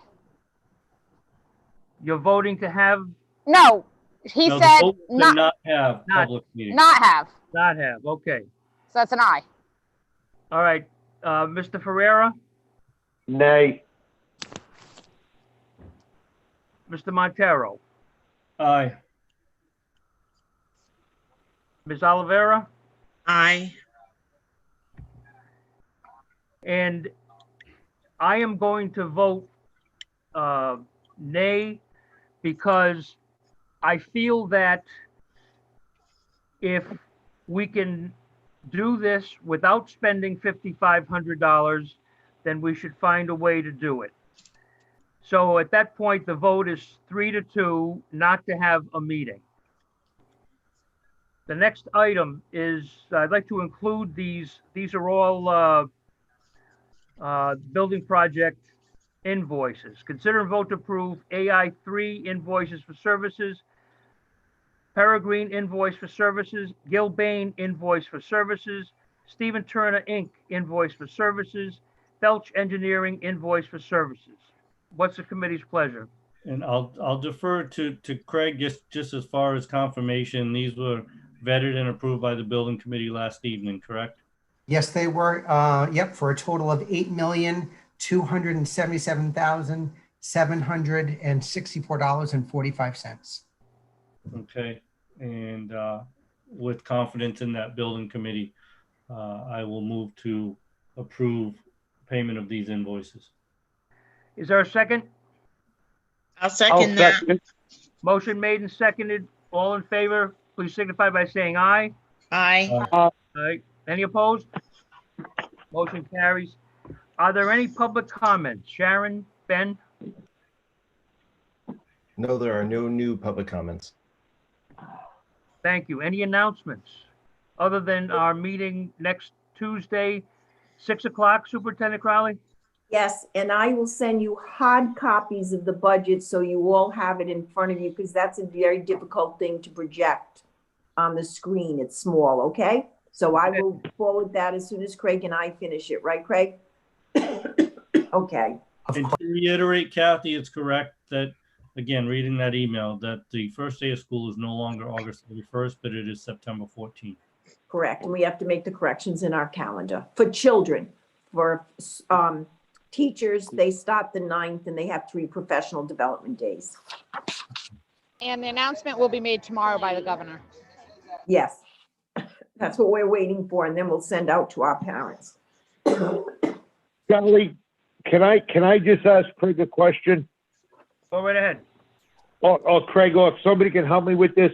Now that we roughly know the number that's going to be home, can somebody get the information how many free and reduced lunches that would be for the kids that are staying home? So say we got the 2,000 kids at home. If somebody could get me the information, how many of them kids would be receiving free and reduced lunch?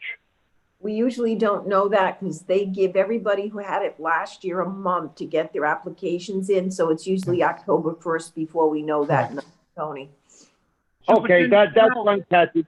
Yeah, we'll send it to you as soon as we can. Craig's been doing really well with the online. They got over 300 applications filled out already, which is very unusual. So, but we don't have that number because they have a month.